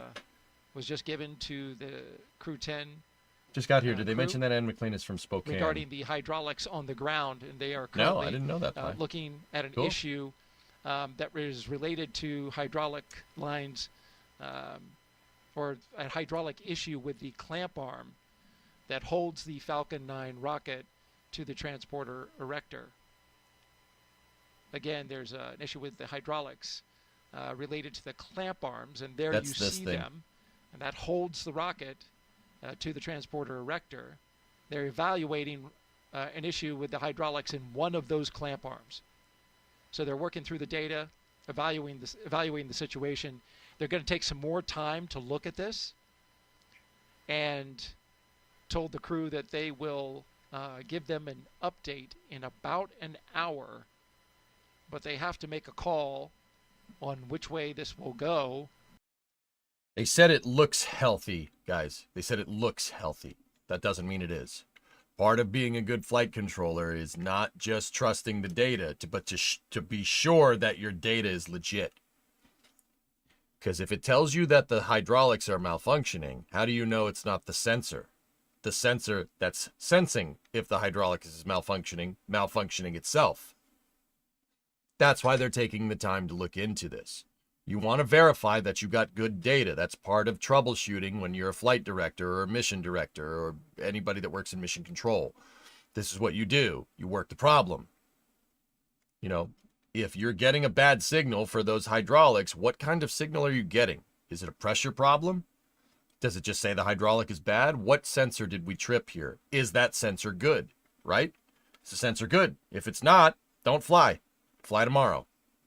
It's really easy to just get somebody out there to fix it. Don't try to force the issue, right? But if you can verify for sure that the sensor is telling you the hydraulics are bad and they are in fact not, you're all right. You could choose to roll the dice like that if you want it, but once again, it's about knowing and understanding what's going on. Part of that is verifying your data. You have to trust but verify, right? Like, that's very important. Is that to trying to get at us, to scratch that Those issue clamps we at the have top, Peter, are the ones that are malfunctioning. Now, what do those clamps do? Just in case anybody's wondering. Those clamps are there to basically hold Falcon 9 to the transporter erector. That is the only hard connection for the rocket to the truss structure on the side. Why is it there? Well, see the clamp arms up there? That's a previous launch, right? 95% go on the weather. That's good. Winds coming out of the southeast, 12 to 17 miles per hour, temp 67. Oh, that's cold for Florida. Anyway, those arms up there are the only physical connection that's holding Falcon 9 to the TE. Falcon 9 is bolted down to the hold down points at the bottom there, which is called the reaction frame, and the reaction frame is bolted to that transporter erector. Now, why do it that way? Well, all you need to do is just hold the rocket basically relative to that thing. You just got to clamp it at the top, right? The rocket's pretty dang strong, but when you go to move it upright, right, you run the potential of the rocket moving around. You don't want that. That's why that thing is sometimes called a strong back, because it's holding the rocket. It's holding the rocket up, right? Now, when the rocket is in the vertical position, not fueled like this, it's holding it straight. It's holding the thing upright. Why? If you tried to let that thing go, if they open, so like say they want, let's test the clamp arms. Let's open these clamp arms. Nothing bad will happen, right? You let it go, you run the risk of the rocket tilting a little bit. If the rocket tilts a little bit, sailboat. If the rocket tilts a little bit, you got a big problem. Now, why? Why do you have a big problem? Well, you could get into induced cosine loss and horizontal velocity components induced from cosine loss. I could talk to you all about that. Long story short, it's a rocket. It needs to point straight up. If it's not pointing straight up, it's not going to go straight up. Does that make sense? You don't want to run the risk of doing that. Now, why would the rocket sag? Doesn't this thing, what do you mean it'll tilt? The thing launches into space and it stays pretty straight, right? Well, yeah, of course. It does that when it's fueled, though. The rocket isn't fueled right now. Falcon 9, like a lot of other rockets, rely on pressurized fuel tanks, and those pressurized fuel tanks are there. Obviously they're fuel tanks, fuel and oxidizer tanks. They feed the engines, right? But they keep them pressurized and they keep them at a stable pressure throughout the entirety of ascent to provide structural integrity to the vehicle. It's like if you had an aluminum can, right? And you had your favorite soft drink in this can, right? And it's not open, and you went to step on the thing, you could stand on that thing, no problem if it's not open, right? You could pretty much stand on it, and you don't have to worry about it. It's using the pressurization to stay nice and strong. If you open it up, enjoy your favorite beverage or cold snack, right? And then you go to step on it when it's open, when it's depressurized, it's not as structurally integral now, is it? Here, I'll give you an example. I have this can of my favorite beverage here. It's obviously not pressurized. The rocket can do that when it's not fueled. Now, that's a little bit of an over-exaggeration, but you get the idea. That's what those arms are there for. They're there to hold the rocket true until it's fueled, because the only way it's going to point straight up and not sag is when your fuel tanks are pressurized, and the fuel tanks are not pressurized right now. They don't do that until they arm the launch escape system.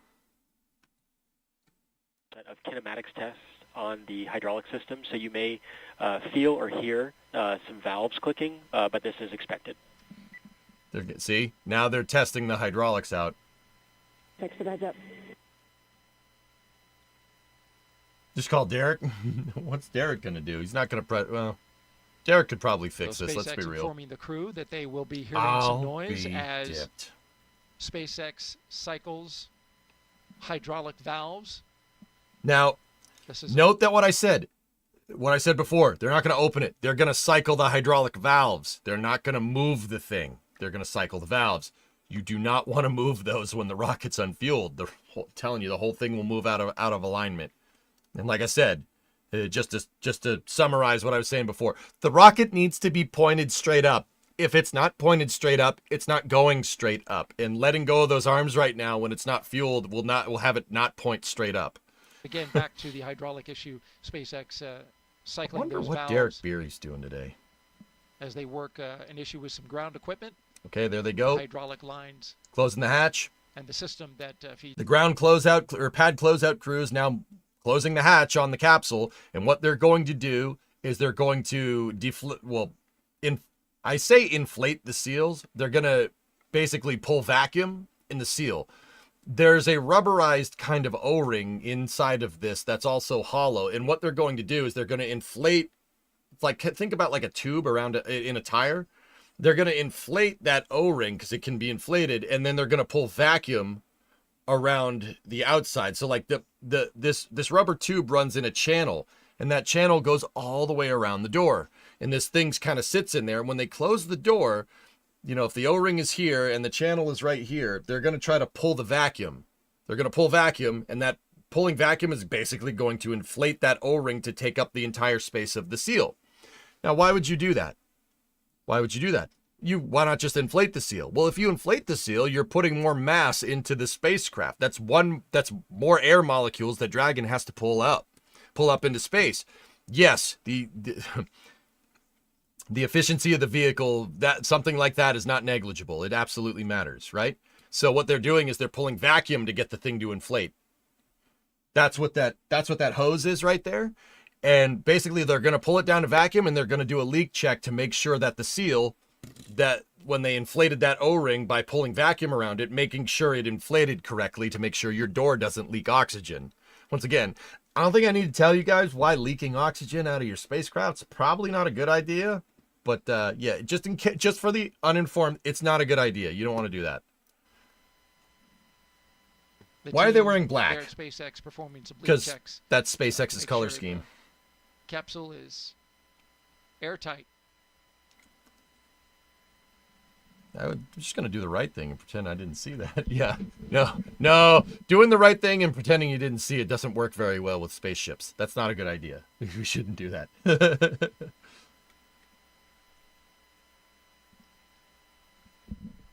It has to make a perfect seal. You don't get a perfect seal, open it up and do it again. Social media questions throughout our live launch coverage.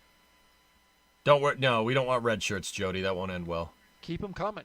Hashtag #AskNASA on Facebook, X, Captain's Log, YouTube, and Twitch. Stardate 312. Our next question comes from Spooky Sniper, asking, Jessica, what's one challenge of spaceflight that most people don't really think about?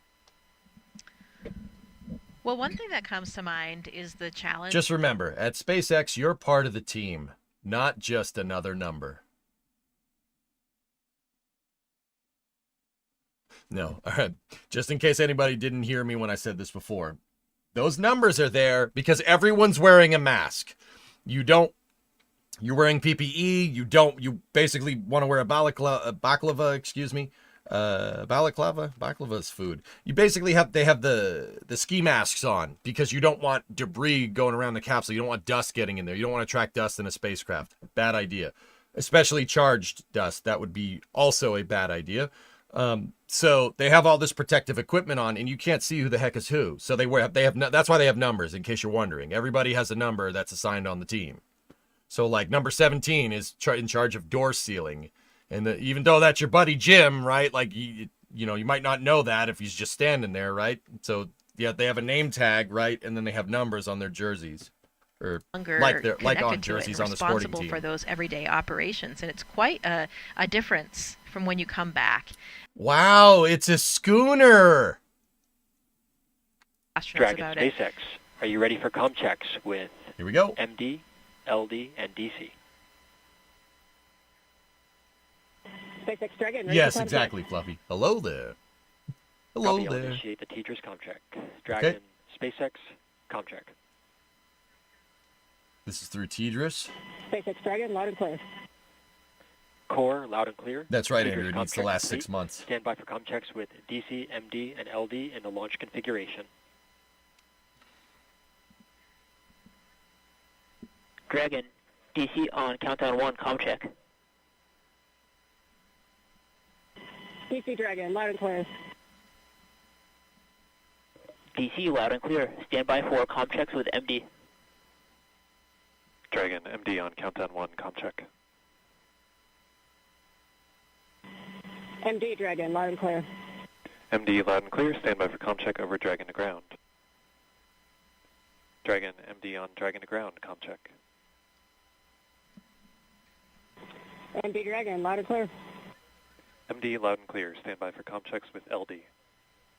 Dragon, LD on countdown 1, comm check. MD is mission director. LD is launch director. LD Dragon, loud and clear. LD loud and clear. Stand by for comm check over Dragon to ground. Just the commander, Jody.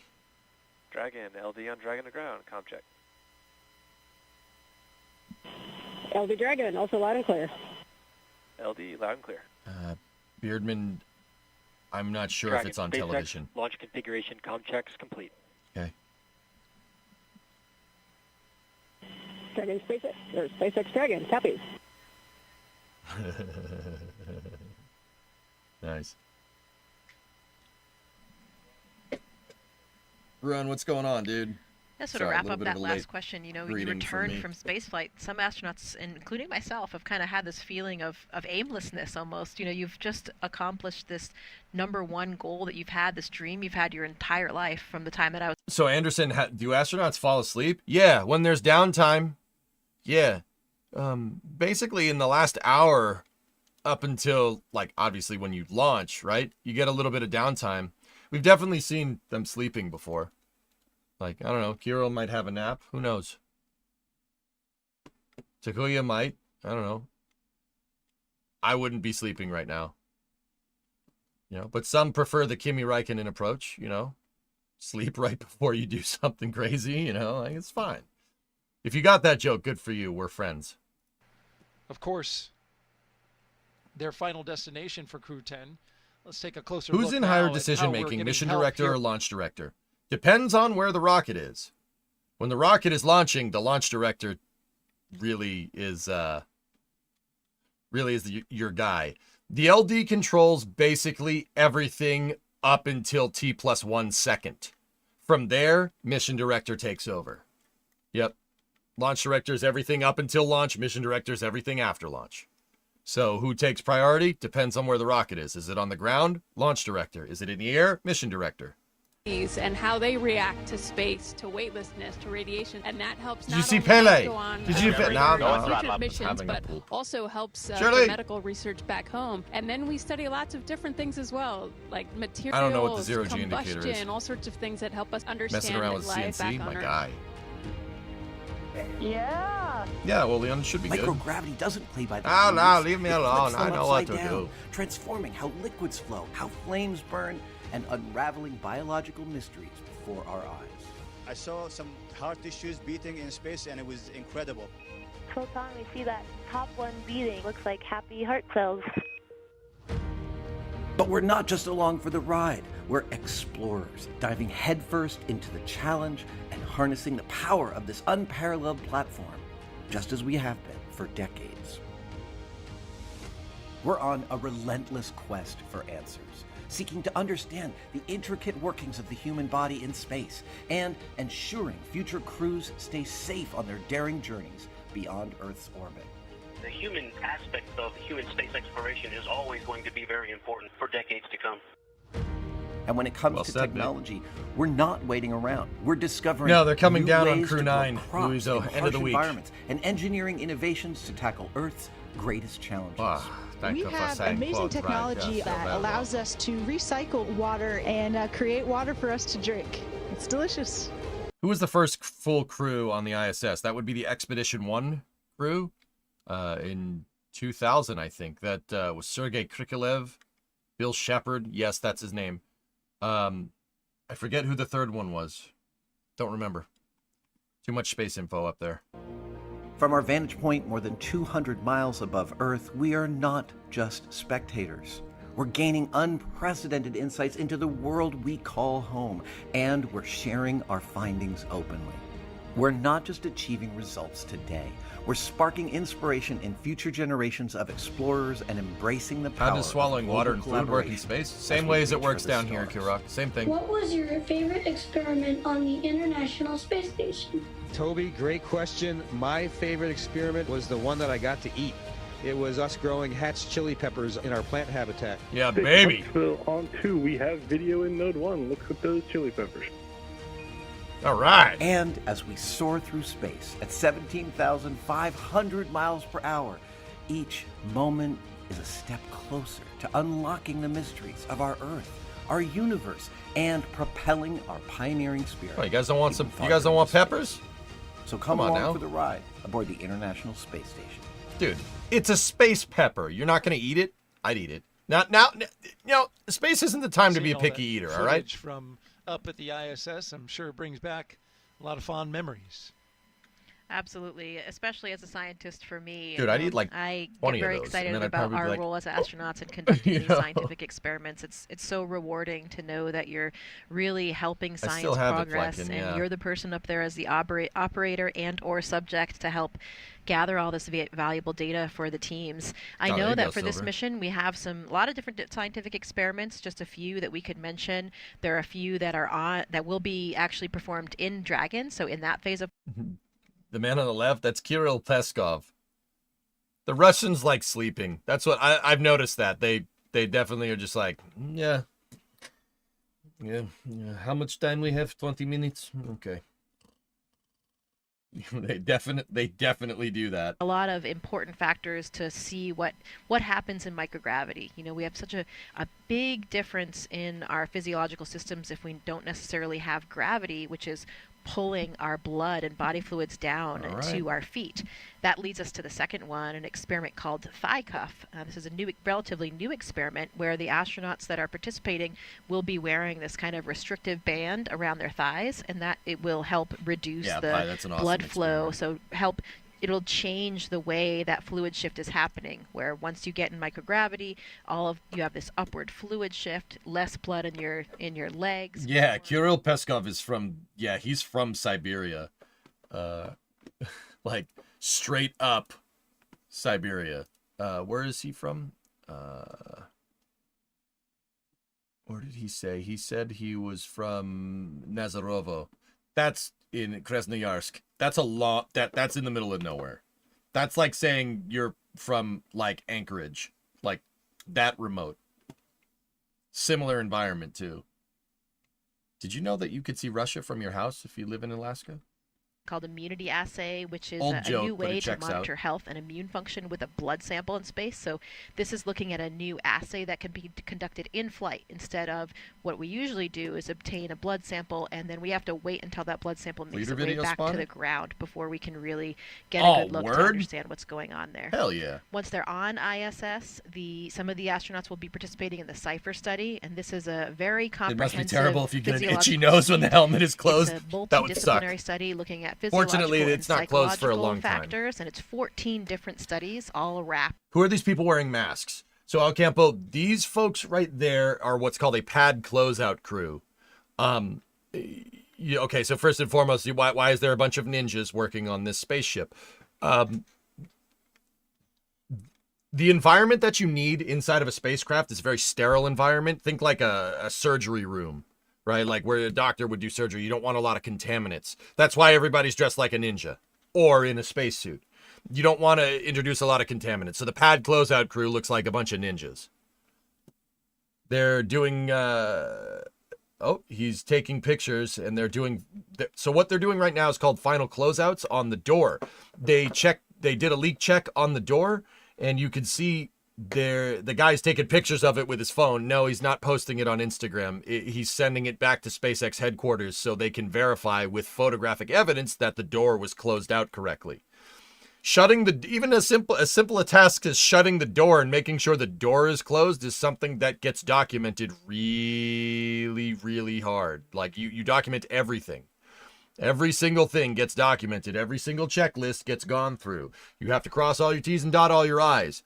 One small screw up can be very bad, could lead to a catastrophic or a cascading failure mode, meaning we don't want that, right? That's not what we want at all. So they document every single step. To do science.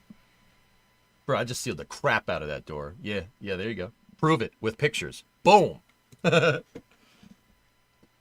there you go. Basically, Jody, that's a good way to say it. This is the equivalent of pre-flight checks, like on an aircraft. Same idea. Talked about with how fluid flows inside of the body. Did you notice anything with your vision? Yeah, Quirk. Yeah, it looks like they got some good rain boots on. Yeah, I actually did have a pretty extreme case of SANS, and so it was something that when I was on orbit, I did a lot of extra. Are they having a problem? And images. So we actually everything have looks an good OCT here, but machine on board the International Space Station. So this is a machine that we can use. So they said on the flight loops that they're having a little bit of trouble with what's called GSE hydraulics, ground side equipment hydraulics. There are clamp arms that kind of hold Falcon 9 upright on the launch pad. Obviously, those clamp arms let go when the thing launches, but the hydraulics moving those clamp arms seems to have it hiccuped a little bit. It's working fine now, but they're just double checking it. Hey, Render Dad. Welcome to Mission Control. You go with so throttle this up. Changes the refraction, and for me, my prescription was just this magic amount that was completely counteracted by this change that I had into my eyeball. So now I have 20/15 vision. How about that? And that's persisted for 5 years. Yeah, I usually refer to it as the most expensive corrective surgery. They do not pack to the pistols. Taxpayers. Not on our spacecraft. But that is the Russians all of did the that other in the 60s. anatomical changes to my eye have returned to normal, so nobody's really concerned about the health of my eye. So cosmonauts in the 60s did carry I believe they had a Makarov or something. The reason why is if there was something catastrophically wrong and you came down in the middle of nowhere in Siberia, you'd need a pistol to defend yourself from bears. That tracks. Yeah, that tracks right. Yeah, that makes sense. Perfect sense, actually. I can't really think of any other reason why you would want to bring a firearm onto a spaceship. You know, like the movies where like they go, the two guys are fighting over a pistol on an airplane and one of them shoots out the window, and yeah, that, but worse on a spacecraft. Yeah, you don't, you really don't want that. Rotated upright to their reclined launch position. That allows them to see and access their display panels, as you can see there on the right-hand side of your screen. That's why the survival pack was only accessible from the outside. The more you know. Their spacesuits are working properly. Yeah, the funny part about it is that a Makarov is just going to make a bear angry. Yeah, that's right. The side hatch has a good seal. Soyuz crews still go through survival training in wilds. Yep. Probably a good idea, Shinar, just to be absolutely sure. NASA and right? Like, it's what I was saying before, dude. This is space. You want to know how to think about doing this right? If you want to work in this field, you want to work in flight director, you want to work pad closeout crew, whatever. If you want to get into this industry, right? And I'm really, really happy to say that it is an industry nowadays, which is pretty sick. You want to get into this job, one thing to think about, like the best thing to think about is that, you know, you don't launch the thing with the expectation that it's going to fail. No. You launch it with the expectations that it's going to work, right? And thinking about it like that really, really forces you to make sure that you never put the spacecraft or the people on board into a scenario that could get them hurt, right? It's about being preemptive. You have to be preemptive about this stuff. You know, I was talking about it earlier, like why didn't the space shuttle have ejector seats? Well, some of the test flights did, but the ejector seats aren't going to save you if there's a problem with the space shuttle. We saw the fruits of that labor in 1986. Good call. No, but ejector seats are never going to, that's not going to help in case there's a problem, right? That's just there to make you feel good, right? The whole point of spaceflight is to just never put yourself into a scenario where you're going to need an ejector seat on the space shuttle. That was the whole idea. They didn't follow that manual very well, but that's the idea. You want to be preemptive. Once again, that's why we see the pad closeout crew documenting everything. Take a picture of everything to verify that you did it. Take a picture that you torqued the door seals down correctly. Take a picture that you put the door cover on correctly. Take a picture that you retracted the crew access arm gantry correctly. Like, everything has to be documented. If it's not, you're introducing that uncertainty. And that uncertainty, I'm not sure, doesn't work very well in spaceflight. That's really important to understand. In 2016, and became the first Japanese astronaut to capture the Cygnus spacecraft. Cool. When he's not training, he enjoys flying, hiking, nice, movies, Shinar. Let me see. and playing the sax. And when they reach My the guy. space station, Anne will hand over her commander duties to Tak. Tak will actually become the commander of the space station, and he'll be the third JAXA astronaut to serve in that role after Koichi Wakata and Aki Hoshide. Cool. Like I said, you never want to put yourself into a scenario where you're introducing uncertainty. I don't like being unsure for this long. Discovery, go at throttle. It's all about being preemptive. Never put yourself into a scenario where you need an ejector seat on the space shuttle. Aircraft work the same way. If anybody's a pilot out there, you guys know what I'm talking about. That's why you do pre-flight checks. You do everything. You do pre-flight checks. You see something wrong, you say something.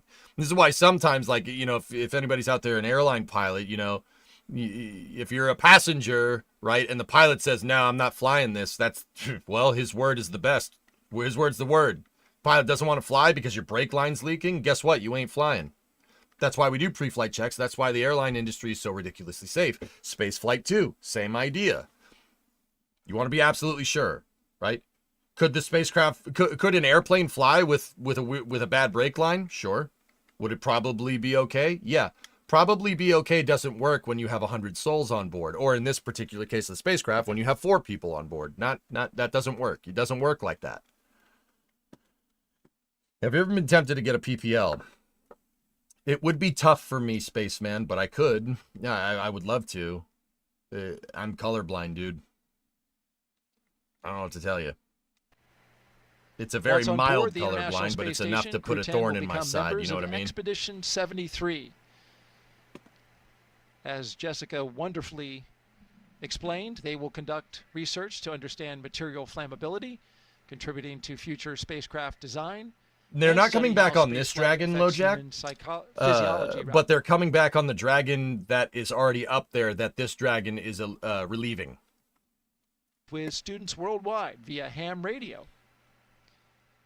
And they will use existing hardware with newly integrated software to test a backup lunar navigation solution helpful for our Moon to Mars program.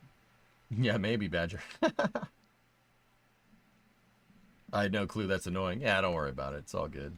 Yeah, just want to clarify. I don't go around telling everybody, dude, unless it comes up. 72 is current. Yeah, those are the people that are coming back down. Some of our crew members from CREW-10.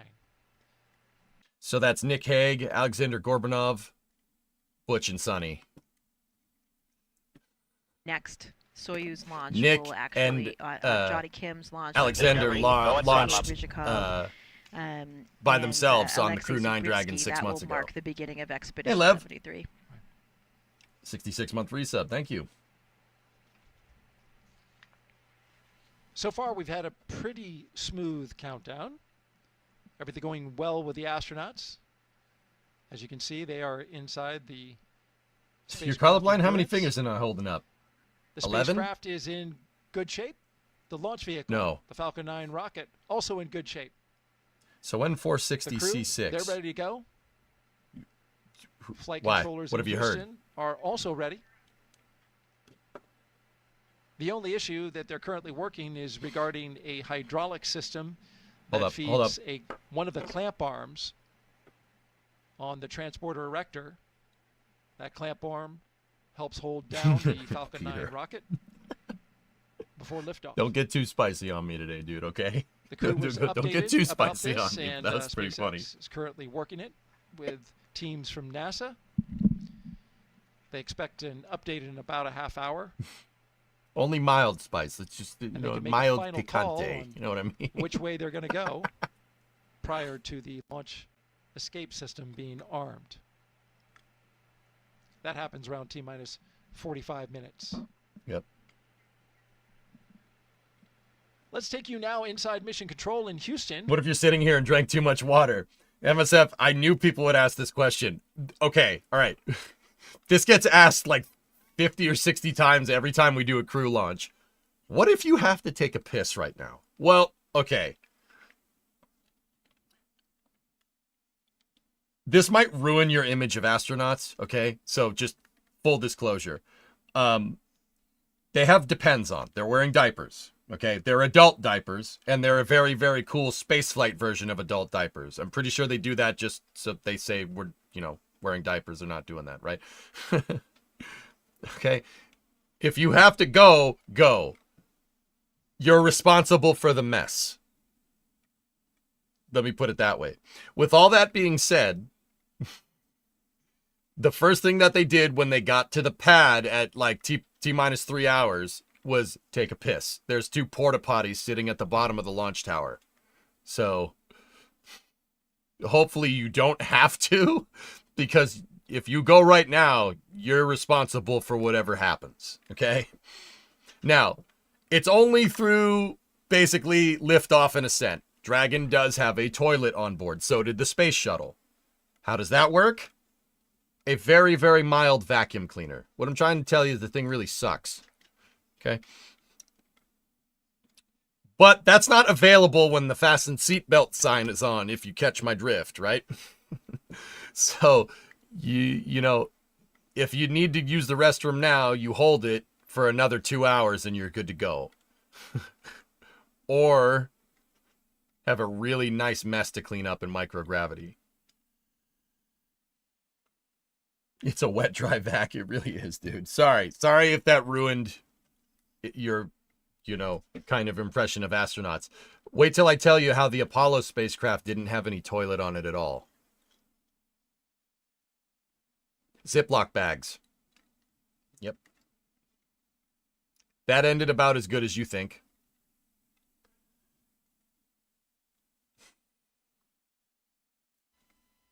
Yep. Yep. You're welcome. Very much, Leah. Appreciate the update there from Yeah, appreciate the update. Thanks, Daryl. Houston, Texas. That you tape to your butt. Ziploc bags, dude. Yeah, look it up. There was some messy examples during the Apollo program of why that's not a good idea. How about we just put a toilet on the next one, okay?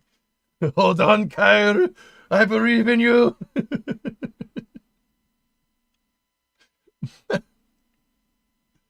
So, moral of the story, hold it. For the love of microgravity, hold it. Or just go when you have the opportunity to. Thanks, man. I got you, man. I got you. Just hang it out the window, man. Yeah, you'd be surprised. Rickety, it's funny you mentioned that. That was their method of disposing. Yep. Those bags are going to fill up, and there's not a lot of space in that capsule. You want to know how they did it?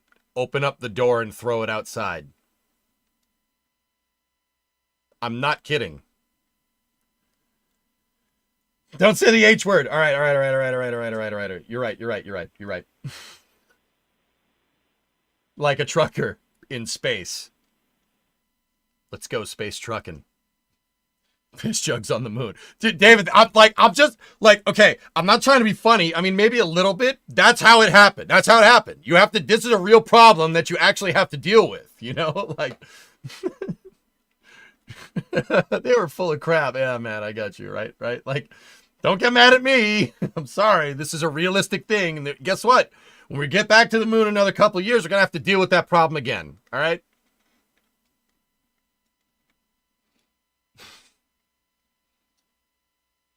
Picture trailer park, boys. You know what I'm saying? T-minus 1 hour and 43 minutes and counting. We don't have any clue what the zero-G indicator is yet. NASA and SpaceX's CREW-10 mission to the International Space Station. Yep, pretty much, Thor. You're looking at the members of CREW-10 on your screen. From left to right, mission specialist Kirill Peskov. I was fixing the NSF truck and Jack's truck. Were you able to see Starship Pilot launch by Nicole chance? Ayers. Yes, and yes. To her right. That's how it was. Commander How was it Ann fixing McLean. it? Yes. Well, they all Just a run, bit out of if that's screen. what you're asking. And all the way on the right side of Commander Ann McLean is Aqualex, Takuya I think we get JAXA the point. astronaut returning to space for the second time. Ugh. My bet is a giraffe or a panda. Space Pope, I'll put like 5 bits down on panda. How was my vacation? As It was Crew great, 10 dude. It was a prepares fun time. to launch, they are allowed to have a few personal items with them for their roughly 4-month stay in space. Yep, see, there's some downtime right now. Now you just chill. A few of the things they're taking up. It'll be a Doge doggo. We asked Ann McLean. She said that her and her crew were able to pack some personal gear to meet them on the ISS. It's going to go up on SpaceX 32 in April. She packed some sports team shirts and schools. You have to sit there and wait for like 2 hours? Believe me, it goes by fast. Commander McLean said, most importantly, she was able to pack Vice, some if you stick mementos around for here until multiple people liftoff, who worked yeah, on you're this looking at it flight right now. to It's like, support oh either crap, it's her an hour and 40 personally minutes. or the mission What are you as gonna a do for an hour whole. and 40 minutes? Believe me, before you know it, this thing will be in And the of course, air. she's going to bring those items back and return them to their owners after flight. And they include things like pins, necklaces, and rings. Sure as For eyes up. Takuya, he's taken a lot of pictures. Why of did his they ingress family, so early? friends, and colleagues. So part of the reason why they get the astronauts in is because in the spacecraft early is because they have to fuel it. Falcon 9 uses what's called a load and go fueling style. Get people on board first, arm the launch escape system first, then fuel the vehicle. You arm the launch escape system to just in case something goes weird during fueling. Once again, that's being preemptive. Better to have it, not need it not have it, right? Ground closeout crews are now leaving the pad. Right? You want to be absolutely sure. So because of this, because they load people on board first and then fuel the spacecraft, well, fueling does take a second. It takes about an hour. So think about one of those hours just basically being completely off the board. And then you got to arm the launch escape system. And to arm the launch escape system, you got to retract the crew access arm. To retract the crew access arm, you got to make sure these people aren't in it when it retracts. Right? And to not have the pad closeout crew inside of the crew access arm, you have to make sure that the door seal is ready to go. Right? You have to make sure that the door seal is ready to go and the crew access arm hood has been retracted.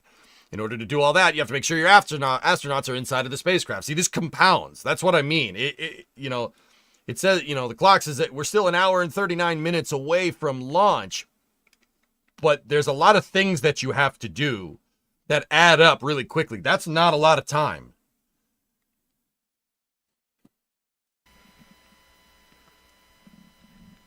So once again, what you're seeing is crew, the closeout listed crew earlier, leaving the pad. of course, is mostly SpaceX members, but it does include Some people do that, Rickety. Yeah. one member of the astronaut corps.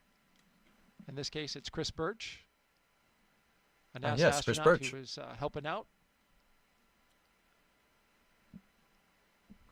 They should make the ninjas leave on the zip lines. The slide wire baskets are over there, dude. They're actually up a floor and over that way. Actually, no. That's the bottom of the crew access arm. They're over there. Strike that. Reverse it.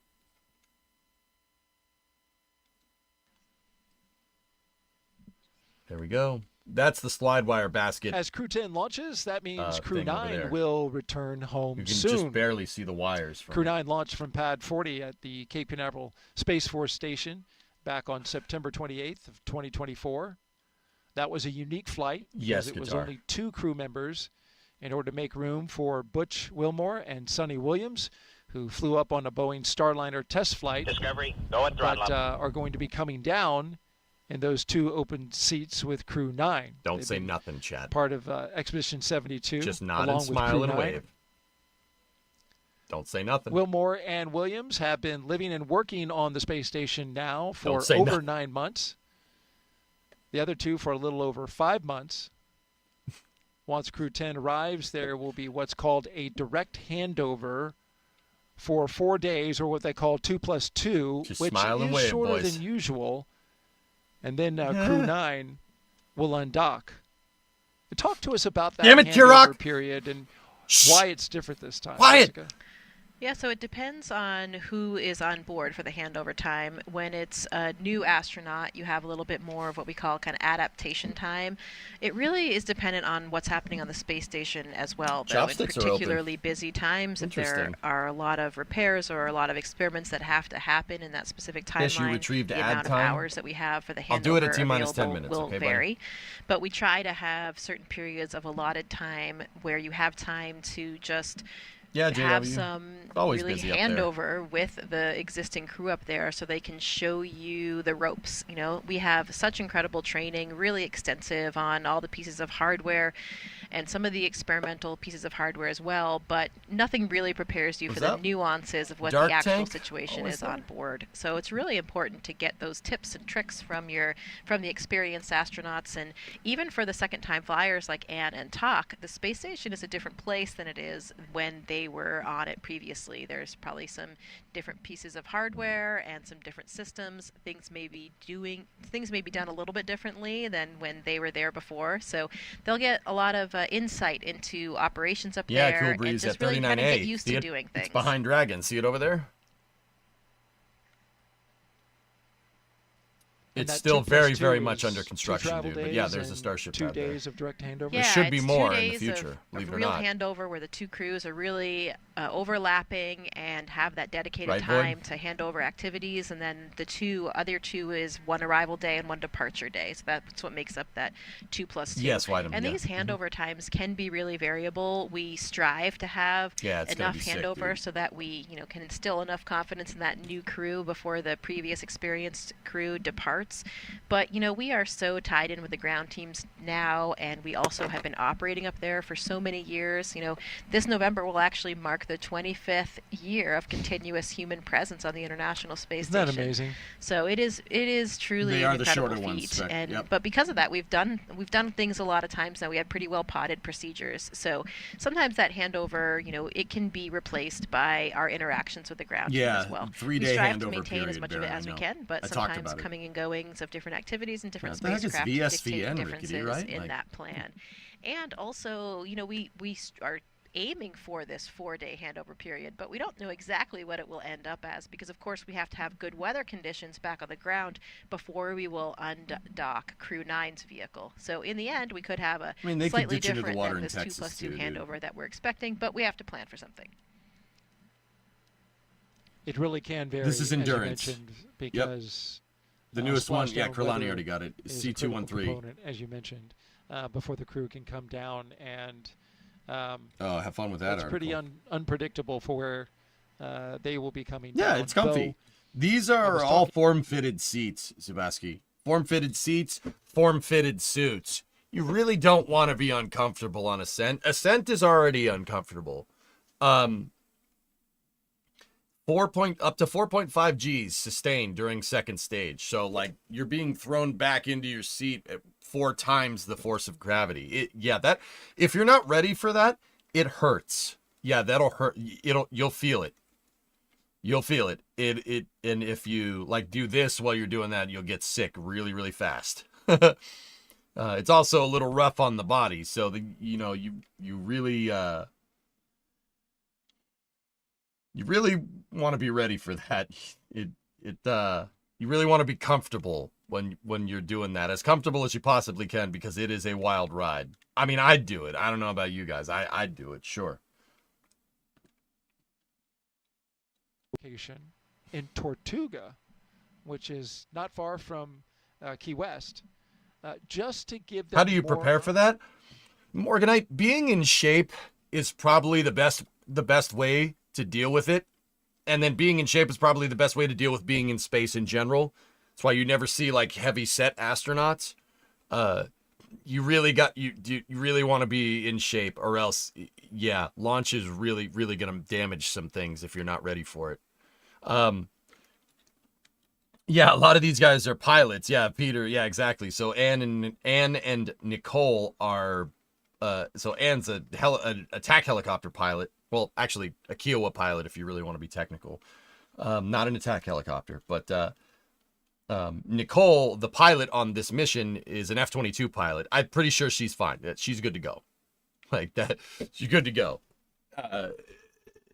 Mr. Onishi and Mr. Peskov, the mission specialist 1 and 2, are also pilots. So yeah, I think they're fine. But yeah, being in shape is really important. You have to be in shape. This is not like we want the Chadleys looking astronauts, like no. Flying into space will really screw you up if you're not ready for it. Oh, cool, Baron. Neat. That's a walk in the park. Yeah, exactly. Yeah, if you guys are not if you are not a fighter pilot, if you ever go down to Disney World, at Epcot in Disney World, there's the Mission Space ride. If you ride, I think what is it, the green one or the orange one? Whatever the one is is tougher. It's 3.5 Gs sustained. I did that and I felt it later. I was like, oh, what the heck? What was this? The orange one. Yeah, it's orange. Or yeah, Brimo and I did the orange ones, and I came out of that, dude. I came out of that sim. I was like, oh, I feel horrible. And man, was that fun? I was like, I think I'm gonna hurl, and Bree's like, you all right? I'm like, yeah, I'm good. That was sick,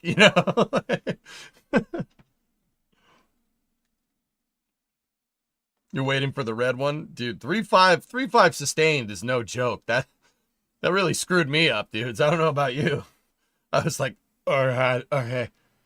That was sick, and so am I. We will hear that health check coming over the loops here in just about a minute. A little less than a minute. What's that, Baron? Oh, yeah. Oh, no! Discovery, go and throttle up. Where's the, we think about these abort systems, certainly it's something that we never want to have to use, but That's a good when picture. we do have the few occasions when we do use them, it's actually an incredible test and gives us a lot of faith in these systems. Yeah, that escape system I was reading can flying in an AN2 can really make you sick. In only 7.5 seconds. Shinar, I don't need to do that miles ever. I imagine in training. You know what I mean? You've got to be ready for those kind of Gs. You're probably not wrong. Yeah, I'll take your word for we it, man. have some centrifuge training. They don't have Candy Crush in there. Whitem, you'd be surprised. All the astronauts have a checklist on their left thigh, and the checklist is, I mean, it's an iPad with the checklists on it. I've definitely seen astronauts playing Fruit Ninja while they're waiting on the pad. I'm not even kidding, dude. That absolutely is a thing. During the landing. Visit me and I'll take you for a ride. And you're also in the Soyuz. You're also Shinar, practicing if you had to control that descent and the trajectory of that descent. That astronaut is playing Galaga. We talk about these abort systems, and it really thought we wouldn't notice, but we did. Higgs and Alexei Ovchinin's abort in 2018, and that was on the Soyuz, of course. And again, it was, of course, a pretty scary moment for all of us, but in the end, a wonderful testament to these systems. This is why they exist. And in that case, there was a problem with a rocket, and it happened at about 30 miles up. They went up to about 50 miles, and after the escape system had fired, they experienced around 6.5 to 7 Gs, and then they came back safely to the Earth. So pretty interesting test of that. Again, not something we ever want to use, but certainly something that's a very vital component to all of these launch systems. I remember that well. Was some anxious moments there, and that was awesome, Baron. Yeah, your fellow classmate from your astronaut class, Nick Hague, was right. So I'm sure you got what's that in rugby full terms? Story on that. Yeah, I remember it very well as well. We were in Russia. I was training for my flight. Funny, Cammy, I was there with Christina Cook as well, and we were viewing it from a small control room that we have at the Gagarin Cosmonaut Training Center. 4,000 to 5,000, depends on the trajectory. we were paying attention to that whole launch sequence, and we started getting some indications that things were a little outside of the ordinary. And I'll never forget that moment when Nick was back. I mean, he was back with us at the cottages in which we live in Star City in a very short amount of time. And I remember coming back from class and jumping off my bicycle, and both Christina and I ran over to him and just gave him the biggest hug. And it just seemed so strange to see him back there when we knew that he was supposed to be leaving the planet for quite some time, and that was just the day prior. Yeah, they're talking about Soyuz MS-10. MS-10 was an in-flight abort with Nick Hague, who's up at the space station right now, and Alexei Ovchinin, who is a Russian cosmonaut. He's down here as far as I can tell. The vehicle had a problem during ascent with its second stage, and the engine broke, and they ejected. They did a ballistic re-entry at 6 to 7 Gs, and Nick Hague, they got out of the capsule, right? Or they landed, not got out of the capsule. They landed, and Nick Hague, an American astronaut, looked at Alexei. He said, "What just happened?" And then Alexei went, "Short flight," and then got out of the capsule and went back to doing what he was doing. Short flight. All right. All right. That's it? What, that's it? You just brushed death and short flight. Yeah.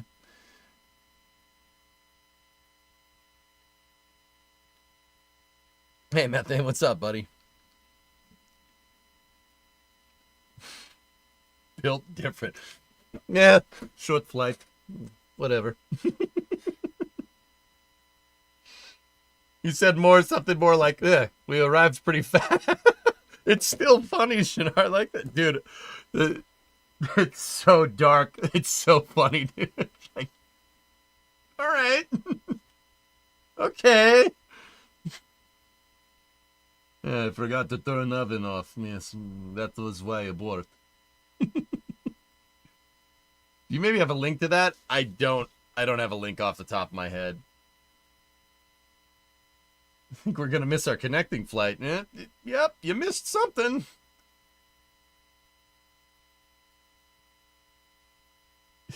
Yeah, that was a quick flight. It's pretty good, man. That's pretty funny.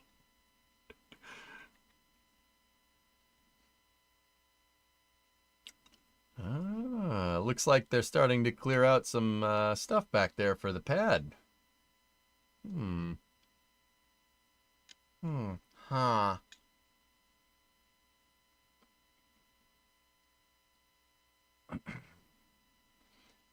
So right now we're just kind of in a holding pattern. There's built-in leeway into every launch countdown just in case something's weird. Right now, fortunately, CREW-10 is doing what's called up on the timeline. They're up on the timeline right now. Basically, they've done everything that they needed to get. They've done everything that needed to get done. And right now it's just the aggregate time that was built in just in case something went weird.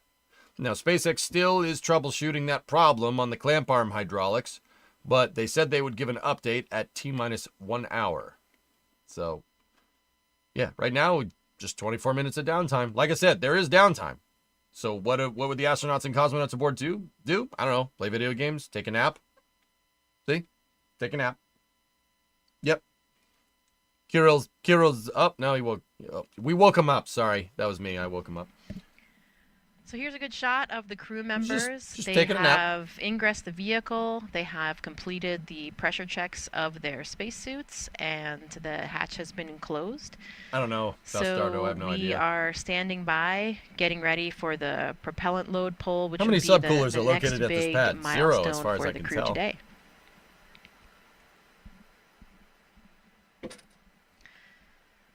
Dragon SpaceX for post-ingress briefing. Oh.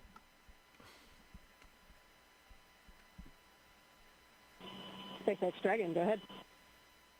Just wanted to give you a quick update. We are still discussing the hydraulic system performance. They did finish those kinematics tests and they look nominal, but we are still in discussions and evaluating the system for flight readiness. But otherwise, F9 and Dragon are tracking no other issues for flight. Okay. SpaceX Dragon, crew copies all. Thank you.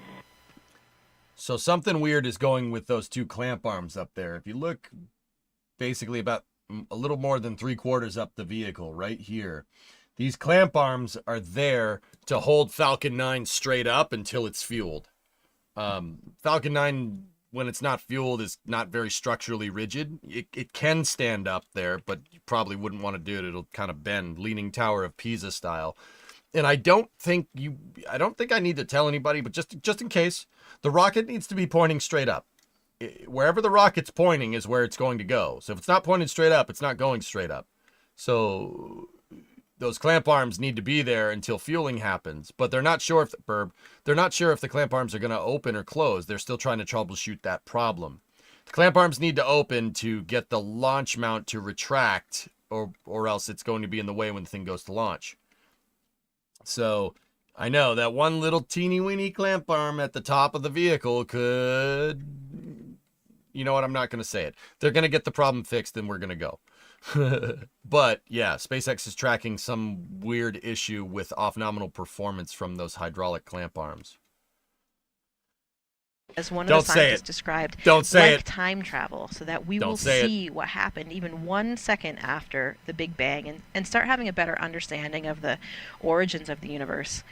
Another system that was on board the same rocket was the Punch experiment. That's 4 small satellites that are looking at the solar corona. So that's the outer atmosphere of the sun, and will give us a lot more insight into what is happening in that layer of atmosphere on the sun. So is it just there because of Murphy's Law? No. Those clamp arms are there because it's basically the way that Falcon 9 gets secured to the transporter erector. You know, the rocket isn't built vertically. That truss structure that's next to Falcon 9 is its transporter as well. The rocket's actually assembled horizontally on this transporter, and the transporter rolls it to the pad and then turns it upright. Not only that, in the transporter there, because it's also used during launching, it's not just a transport vehicle. It's called the transporter erector, right? The T or TE for short, or you could also call it a strong back. Any one of those, interchangeable, it works. It also assists in launch and fueling operations. So you kind of need that, and those clamp arms need to be there because they need to clamp the rocket into position so it can cradle it and move it upright without it falling over. Head to space today, and I gotta be quiet. Tyrell fell asleep again. The 4th flight for the capsule. The TE is this thing over here. See this guy? 2021 for Crew-3, SpaceX's Endurance Dragon Actually, has been a the clamp arms were open in that NASA's picture. Commercial Crew program, flying mission after mission. It has safely carried astronauts to the International Space Station. That's why they need to open. Crew-7 because if they don't, that thing can't get out of the way. Third journey to orbit. In all, Endurance has flown 10 astronauts and 2 cosmonauts to Pretty much and more from bacon, the yeah. International Space Station, and it's supported crews from NASA, ESA, JAXA, and Roscosmos. You can just see the top of one of the clamp arm mechanisms right here. It does cradle the rocket. Yeah, and we are currently at 1 hour. Okay, this is going to sound really stupid, but this is the best way that I can kind of describe this. Okay, so the transporter erector is basically a jig when it's horizontal. It's a jig to make the rocket, to assemble the rocket correctly. Could you just put the first stage on the ground and then kind of try and line up the second stage and try to couple it together? Yeah, SpaceX would probably get this done. The transporter erector makes it very easy to do this. Basically, they take the first stage, they lift it up, and they angle it a little bit, and then bring it down onto the TE. The TE is cradling the top of the first stage, and what they do is they bolt. What holds the first stage is a little cradle at the interstage, which is down there a little ways, probably about, 7 meters that way. About 23 feet down that way. They attach the first stage to the launch mount, right? And then they set the first stage down on the TE, and that gets the first stage aligned, right? And then from there, there's a cradle on the back of these clamp arms right here that cradles the second stage. If you notice, it's on some struts right there. That's because this cradle can actually move up like this relative to the transporter erector. It can move up because when you bring the second stage down, you have to put the second stage nozzle in the first stage interstage. So you kind of have to angle it down and then move it back. So if you notice, there's some like drawbar struts right there on either side, because the entire clamp arm cradle mechanism can actually angle up. Now, keep in mind, this is when the rocket is horizontal, right? But basically, the clamp arms and the cradling mechanisms on the TE are basically the jig to assemble the rocket straight. Yeah, that's important. That's important. Yeah, the rocket needs to be straight. If it's like bent, it's not going to fly very well.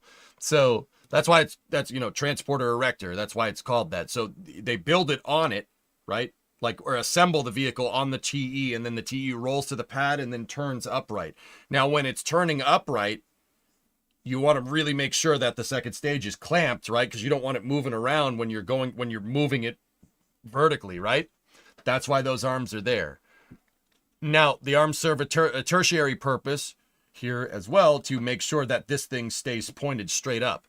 Rockets aren't very structurally sound when there's no fuel in the tanks, believe it or not. The reason why is because in order for fuel to be in the tanks need to be pressurized. If they're not pressurized, no fuel. You can't put fuel in the tanks without them pressurizing. Well, you could. I wouldn't. But I don't know. I'm just a Kerbal player. What do I know? I'd like to think as a Kerbal player, though, I do know about explosions. Pretty good. Anyway, helicopter. So the clamp arms are holding the rocket upright right now. They're making sure the rocket is pointed straight up. That's what I meant when I was saying a little bit earlier about how the rocket, whatever direction it's pointed in is the direction it's going to go. If it's not pointed upright, it's not going to go up. The only explosions we want are the ones coming out of the engines. Yes. So those clamp arms are very, very important to holding this thing straight up until they fill it with fuel. Once they fill Falcon 9 with fuel, the clamp arms will retract, because Falcon 9 will be strong enough to stand up straight on its own. Once again, that's the other reason why they call that structure next to the vehicle, they call it a strong back, because it's holding the rocket up straight right now until the rocket is fueled. Only when the rocket is fueled can it stand upright on its own. And I know what people are saying. Well, what, whoa, wait a minute. You can't stand up unless it's fueled? Yep, that's right. Why not just build a heavier rocket? Heavier rockets really are, harder to do that. Harder to do that. SpaceX is building a rocket that can stand up by itself unfueled. Yeah, it's tough. They're building Starship, and it's a tough problem to solve, right? Falcon 9 is much more garden variety, believe it or not, for rockets. Hey, Fangloriously, 83-month resub. Can you point out where on Google Maps this is located? I want to see if this is trackable on flight radar.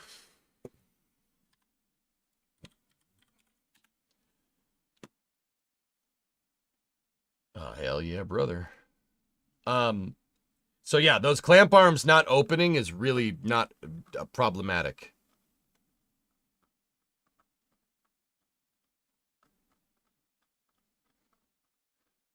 (28 degrees, 36 minutes, 29 seconds north.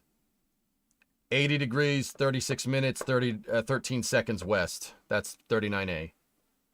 You're probably not going to see it on flight radar.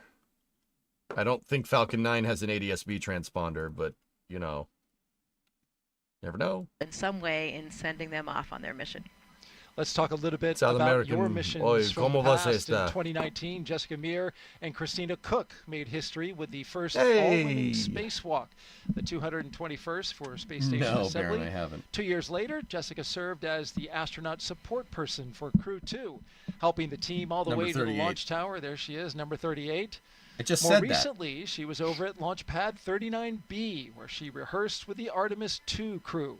Once again, in the role of astronaut support person. But this time, that crew was practicing for their mission around the moon.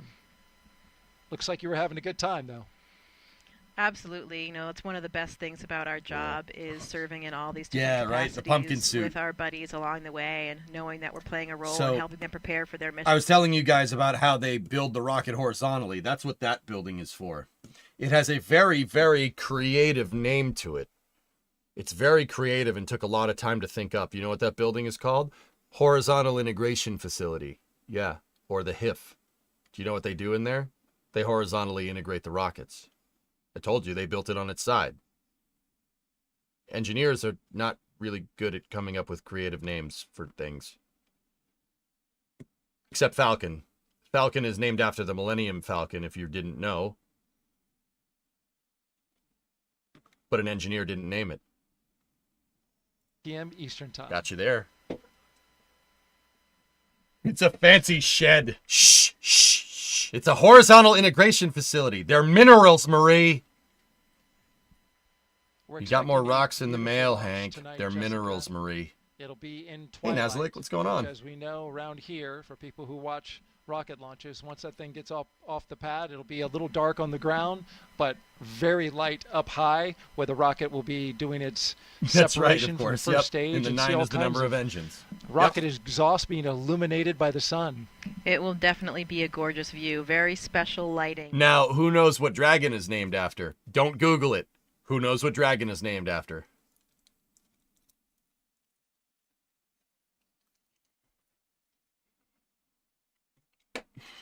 You guys got it. Puff the Magic Dragon. Because a commercial capsule was like a figment of someone's imagination. Yeah, it's named after Puff the Magic Dragon. That's the namesake for Dragon. Yep. All right, let's check in with our team at SpaceX, who will be providing us commentary, along with our NASA Trey, probably. commentator. How are you guys doing this afternoon? Jesse!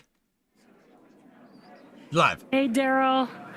I'm Jesse Anderson, a senior production and engineering manager here at SpaceX. And I'm Anna Schneider with NASA Communications. We're excited to be joining you from Mission Control here in Hawthorne as we count down to liftoff of CREW-10 just over an hour from now. Alex, you did. Of course, CREW-10 is our 10th operational mission with SpaceX, flying astronauts for long-duration missions to the International Space Station.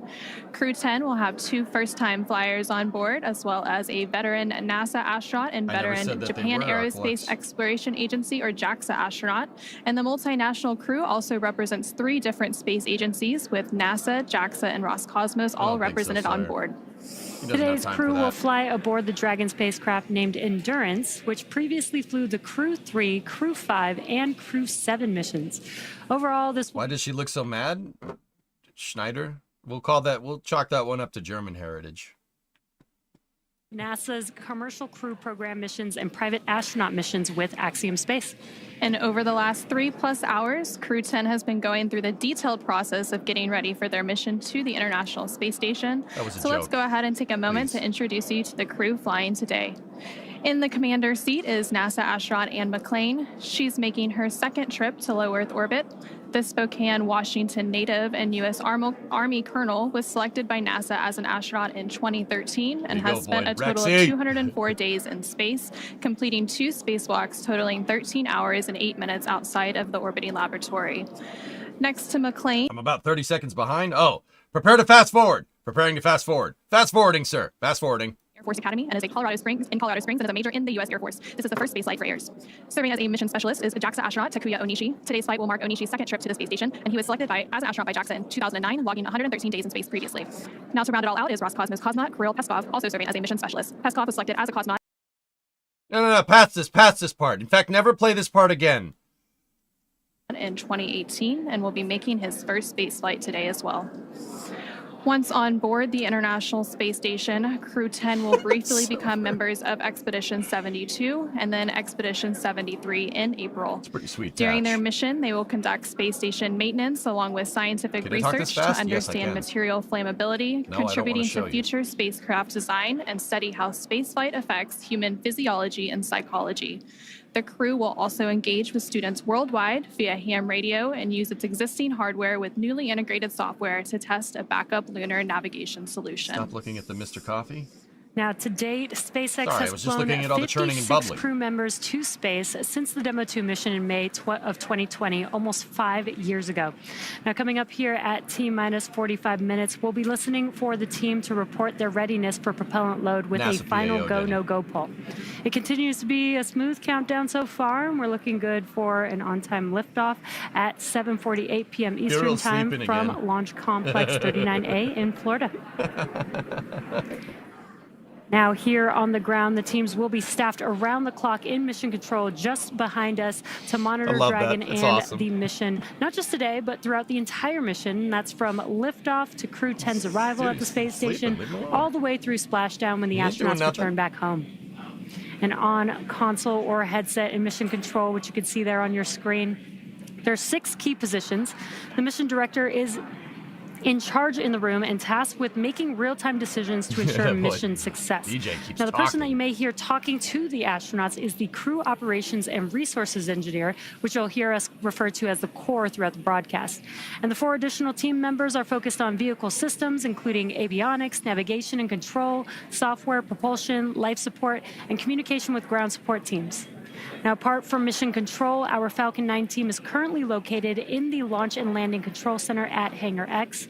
And with less than a minute, with just over an hour until launch, they are settling in for final checkouts, propellant loading, and I read the clock wrong, too. And NASA has its very own team members as well at NASA's Mission Control Center in Houston, Texas, who have been preparing the International Space Station for Dragon's arrival. After launch today, Dragon is scheduled to dock to the International Space Station early tomorrow morning on March 13th. And the teams in Mission Control Houston recently gave their go for launch, confirming the space station is ready to receive Dragon and the new crew. Following liftoff, today's flight to the space station will take around 11 hours, with Dragon flying autonomously the entire way. Now, docking again is targeted for 3 a.m. Pacific, 6 a.m. Eastern tomorrow, March 13th. And just like autopilot on a commercial aircraft, the crew always has the ability to take manual control of the spacecraft if needed. And before all of that happens, as the booster returns to the launch site and slows down from supersonic speeds, people in the immediate area may hear a brief double clap of a thunder-like sound known as a sonic boom. Similar sonic booms like this were heard during the return and landing of the space shuttle, and sonic booms like these are one of the hallmarks of reusable systems like Falcon. Here's what some of these booster returns have looked and sounded like on previous missions. Show the sonic boom video. This is my favorite. I know a lot of people will be excited when they hear the sonic boom. Sick. And these are going to provide quite a show because you're going to hear the sonic booms.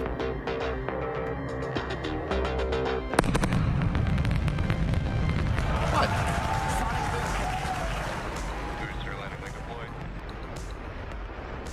I love this video.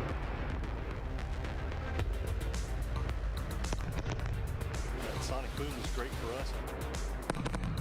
That thunderclap broke the sound barrier.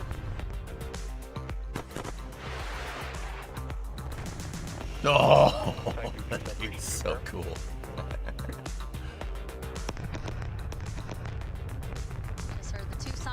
It does, Matt. Investors, possibly you. Thick. We're now at T-minus 1 hour, 4 minutes, and counting down to today's launch. While we wait, let's check in with NASA's Leah Cheshire at Johnson Space Center to see how things are shaping up at Mission Control in Houston. Leah? We appreciate the good thoughts, Nate. Thanks, Jesse and Anna. I would really love to hear one of those sonic booms in Florida, but today we are here at the Mission Control Center at Johnson Space Center in Houston, Texas. This is really NASA's hub of human spaceflight, and the team here is ready for launch. Flight ops. The International Space Station is ready for the crew to lift off. No, that guy's got pizza. Their journey to the orbiting laboratory. Did you bring enough for everybody? Now, in the home stretch of the rendezvous, NASA that's and Domino's. SpaceX flight controllers will enter into integrated operations. This means both flight control teams will conduct a series of go, no-go polls for Dragon Endurance's docking to the space station. Rotation missions like CREW-10 help NASA continue to maximize the important research and technology demonstrations made possible only in the International Space Station's unique microgravity environment. The space station is critical for NASA to prepare for future commercial low Earth orbit destinations and to understand and overcome the challenges of long-duration spaceflight necessary for a long-term presence on the moon and crewed missions deeper into the solar system. Yes, I am talking about Mars. Now, here's a closer look at the mission and what CREW-10 will have to look forward to during their stay aboard the International Space Station. You know, all the NASA PAOs have been awfully vocal about Mars this entire cast. Have you guys noticed that? Those little curious. Falcon 9 rocket. I'm just enjoying the way towards the launch. Of course, I'm looking forward for the day of launch. And we are going to stay there about a half a year. So the first goal of CREW-10 is to continue learning about the Dragon and the Falcon 9 rocket that we're going to be flying on to enable SpaceX to continue their development of rockets and even private astronaut missions in the future. The other mission is to get us safely to the International Space Station so that we can crew this incredible national orbiting laboratory that we have and continue the science experiments that we have ongoing there. One of the unique characteristics of the International Space Station is microgravity. We get to learn how humans and plants and other types of hardware react in the space environment and the microgravity environment. And it helps us to develop all kinds of new materials, medicines, and it helps us to push our knowledge forward. The discoveries that we make on board the International Space Station then inform what we do on Earth, and it allows us to further both humankind here on Earth and get to further places in the universe. So I've often... Pepperoni, go. Extra cheese, go. Onions, go. Anchovies, no go. Roger, no go on the anchovies. They naturally want to explore their environment, first as babies, and then as kids, and finally as adults. I don't know, that's how we I noticed it. expand our world, and that's how we find something new. Every time that we make a further step, we learn something and we learn how to adapt, and that is so important to humanity. This is probably the main things which drives us forward and helps us to survive as a species. There are so many unknowns in space, and as explorers and as humans, we want to find out what's in that unknown. For me, it's the fact that I get to be a small piece of figuring out what the unknown is and taking that next step to get to the moon and to Mars and the Artemis program. Our ultimate goal is to go to Mars, but it's not an easy journey, and when we face a new challenge, we must solve it step by step. I think that's one of the biggest benefits of the International Space Station. We're outside of the atmosphere, and now we don't have the protection of the atmosphere. What happens, and how do we better prepare our people, our hardware, our food, our water systems for that deep space exploration? It's really important on the space station that we learn those lessons now when we're in low Earth orbit. That way we know what we need to bring with us when we go onto the moon with the Artemis program. One of the things that we do on the International Space Station is work with our international partners all across the world. I think it's hard to overestimate the value of international cooperation in space exploration, because we all know that it takes much time and effort. Space is hard, it's very challenging, it's sometimes unpredictable, and that's why I think cooperation is the key to success. The International Space Station wouldn't be international without all of our partners. And our goal is to be a beacon of hope for all of humankind so that people can look and say, this is what we can accomplish when we work together.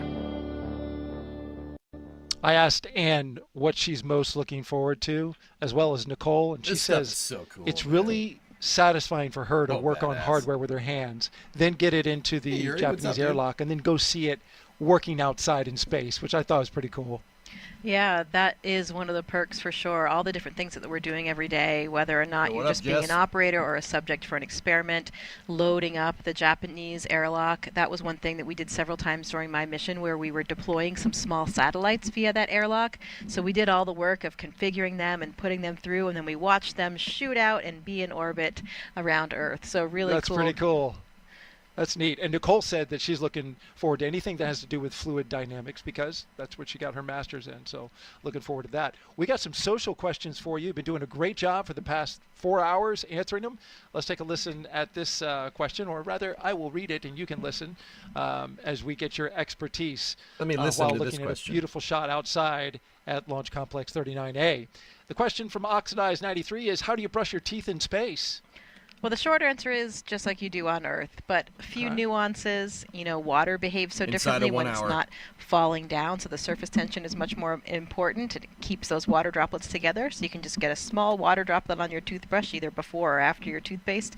Brush your teeth just like you do on Earth. I haven't heard anything yet, And then Cirque. no sink, unfortunately, so you got to figure out what to do with anything else that's in there. Some people might swallow it. I usually would spit mine out into a small wipe or a towel, and we have go through a few towels per week. I favor the last. Skylab had a sink. I'm just saying. And a shower. Just saying. Peter Stefronic asks, do astronauts get any music played in the capsule before launch. Hold music. Yeah, in the Soyuz we did for sure. While we had a long wait period, we had actually curated our own lists. We each contributed a few songs. So 4.100. Oh.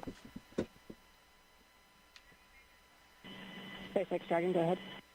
We are continuing to track the hydraulics issue and will provide an update as we get closer to LES arm. However, at this time, you are go for Section 5.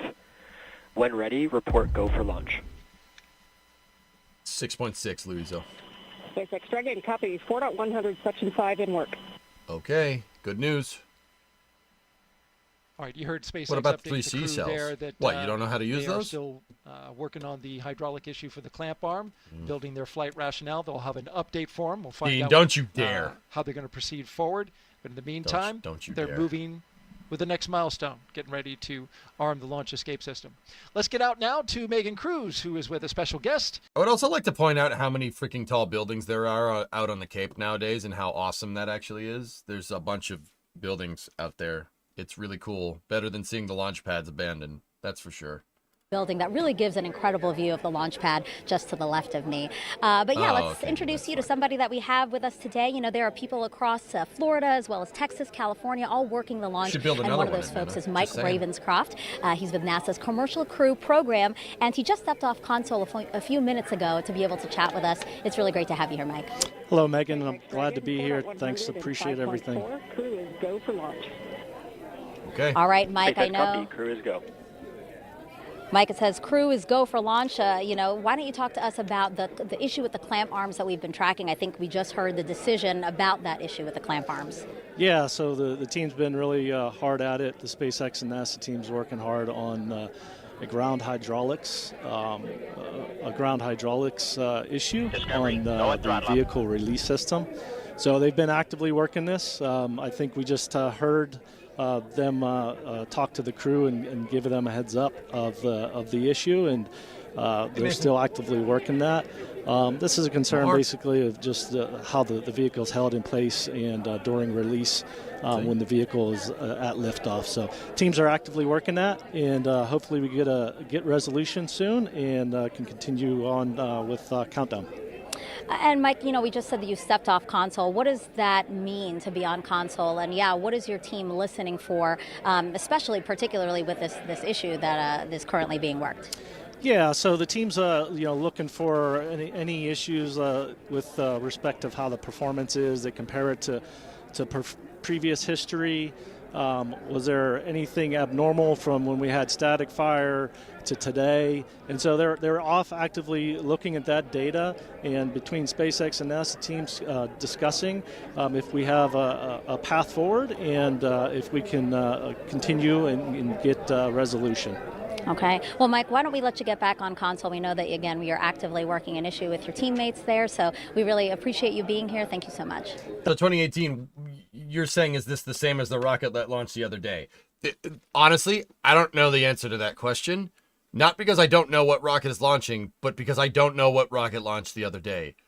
Dude, nowadays, rockets launch every 2 days, on average. Every 2 days. So what rocket launch did you see? What rocket launch what did it look like? Was it big and silver? If it was big and silver, no, this is a different rocket. Completely different rocket. Same company, though. Yeah, Starlab, Edmana. I think it's a good idea. It was the one that failed. So that was Starship. Same company. Oh, hold up. Reduces launch costs, helps increase launch frequency, and enables... Same company, but so Starship is their next generation rocket. So that's the new test prototype, okay? This rocket that you see here is called Falcon 9. Falcon 9, it famously was the first landable first stage. Propulsive landing first stage. I saw that mission live. Hell yeah. Hell yeah. Oh, that's it. Actually, I don't think that's Falcon Heavy test flight, but doesn't matter. So Falcon 9 was notorious because it lands, right? Which this one will do. The first stage, once it's done pushing the crew, and the second stage up there, it'll turn around, come back, and land. Kirill is still sleeping, by the way. This rocket is SpaceX's workhorse rocket. So think about, like, if we're gonna attribute it to like old cars, Falcon 9 is your Model T. It's a workhorse. Fantastic vehicle. Starship is the Model A. That's the new hotness. So, yeah, the one that exploded, Starship, yeah, it's a prototype. They have some problems to button up with that design. But, yeah, this is not the same rocket. Completely different. Same company, though. At the International Space Station. The space station also plays a key role in enabling a robust economy in low Earth orbit. In addition to supporting private astronaut missions, the station is open for commercial and marketing activities proposed by industry and is supporting commercial companies conducting research as well as in-space manufacturing initiatives and aiding the development of technologies for commercial space stations. Dude, as part of the... You want to learn about space? I can tell you what every single module is in this picture. Okay? Don't ask me to. They already the shot's gone. No, it was a picture of the USOS side of the ISS with a Dragon docked to the Zenith port. Yeah, PMA3 Zenith port with IDA-3 on top of it. 3-day journey around Earth, and there you could see some of the footage from that mission on your screen. I'll teach you.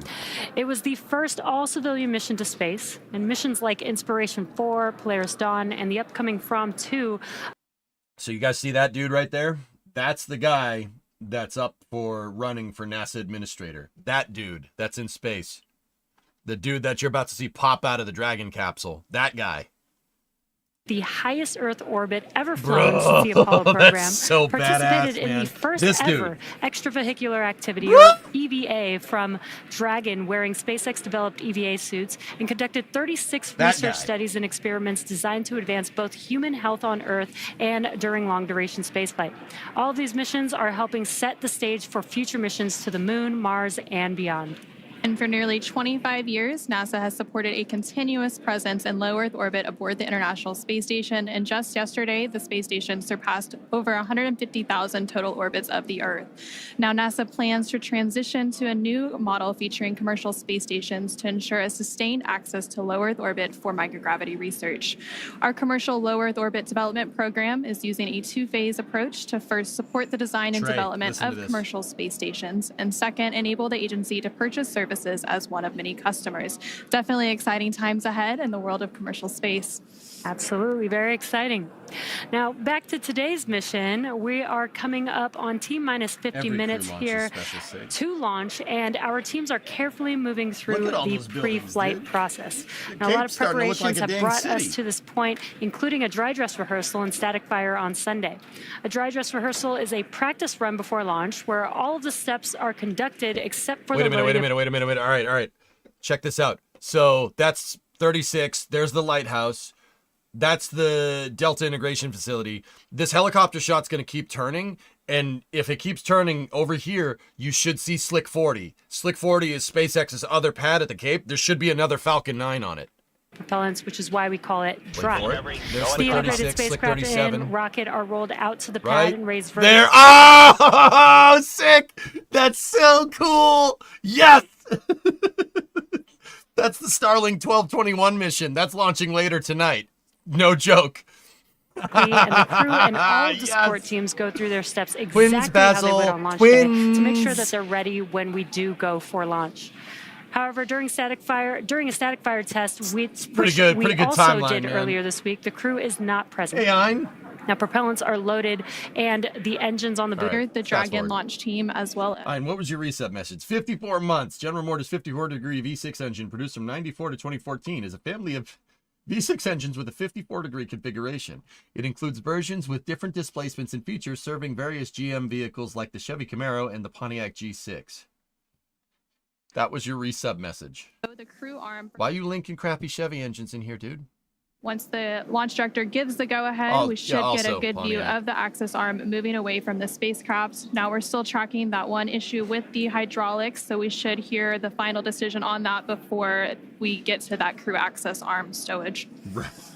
And the range continues to be go for launch, currently monitoring the clearance area surrounding our launch pad, as well as the air and sea space along the flight corridor.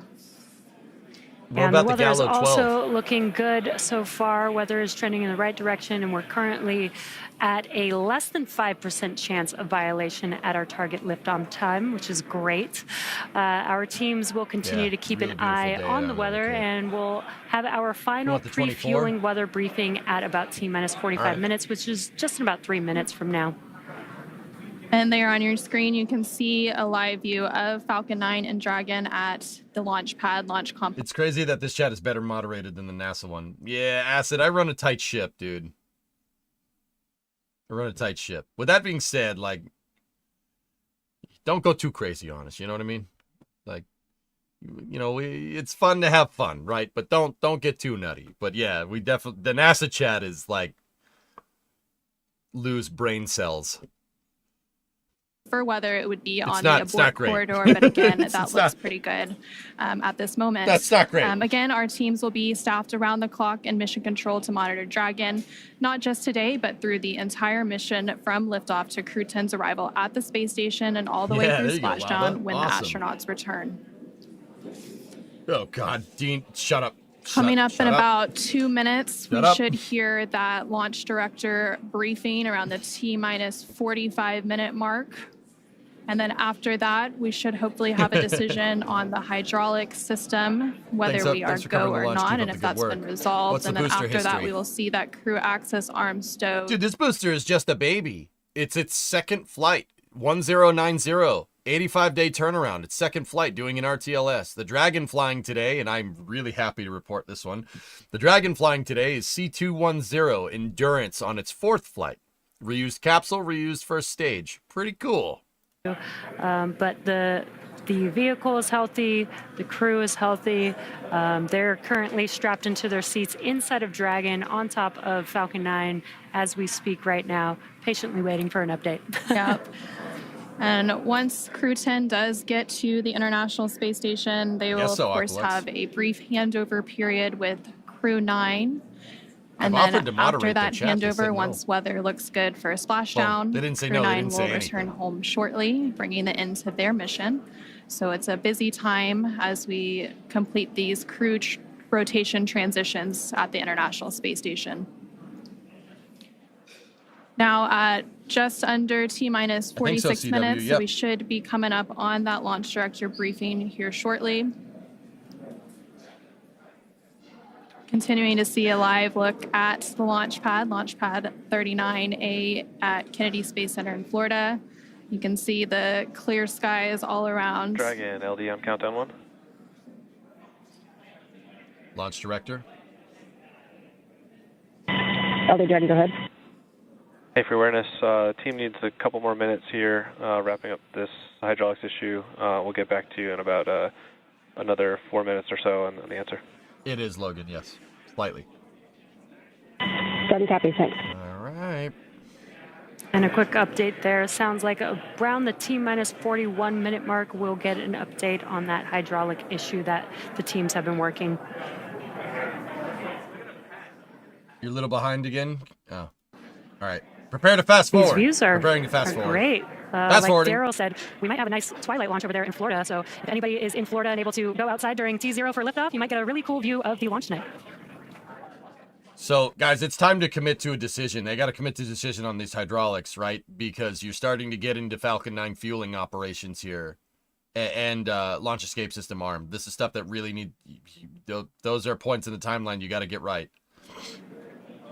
I didn't see you playing with your dolls again. Good. And again, that hydraulics issue that's been mentioned several times here now, the only issue being tracks, it's related to the hydraulics on a clamp arm. And those clamp arms are located on the transporter erector around the second stage of Falcon 9. SpaceX, LD on countdown 1. At this time, we are standing down from today to further address hydraulic release data. Man! And launch control is going to pause. Who said scrub in my chat? Who said it? You jinxed us! You... SpaceX Dragon, recopy all. Space flight is tough. Humans are tougher. We'll be ready when the equipment is. You freaking freaks, you ruined. Yeah, sorry about the unfortunate result today, but we'll get you back up here in the air soon. They gotta work, guys. This is what I mean about... Okay, all right. Serious note. They gotta work. You can't not have those not working, and you have to be sure. the hydraulic clamp arms release the vehicle from the strongback. You're not getting very far if those don't open. So, yeah, unfortunately, standing down today. And work. They are standing down. The clamp arm hydraulics are giving them some issues. But, see, guys, this doesn't necessarily mean that they're broken either. What this does mean is that they're not sure. Okay, that is the most important thing to understand. You don't know if it's broken. You don't know if it's working. And you're not sending somebody out there to go and check. You can't get at those things when the rocket's vertical. Okay.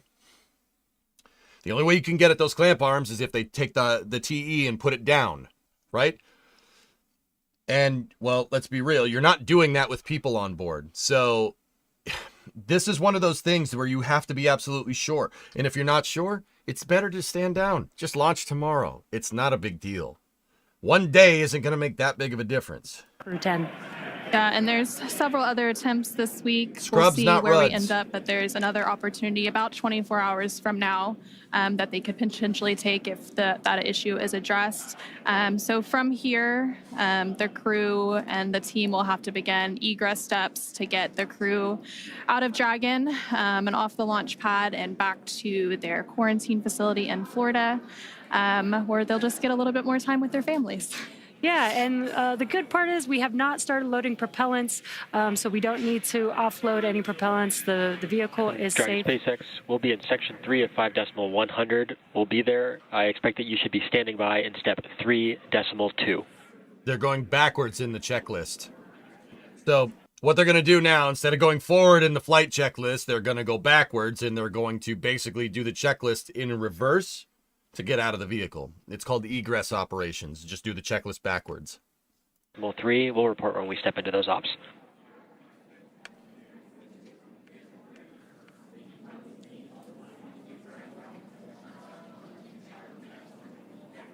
And just some comms between the core and CREW-10.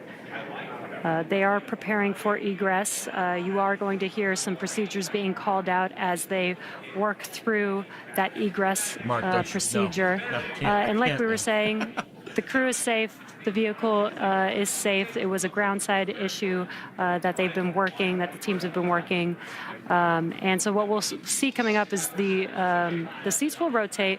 We did have the closeout team already leave the pad. They're going to come back and help the crew egress the Dragon vehicle. And there on your screen, you can see a live look at the crew and Dragon Endurance. Breaking news. CREW-10 is stranded on the pad. You guys are cooked. You guys are cooked. You're cooked hard, like medium rare. 8 p.m. Eastern earlier today. They then completed all of the suit leak checks. They're fine. Just gotta open the door. And for crew awareness, proceeding into script side safing, expect some venting from the vehicle ACS system.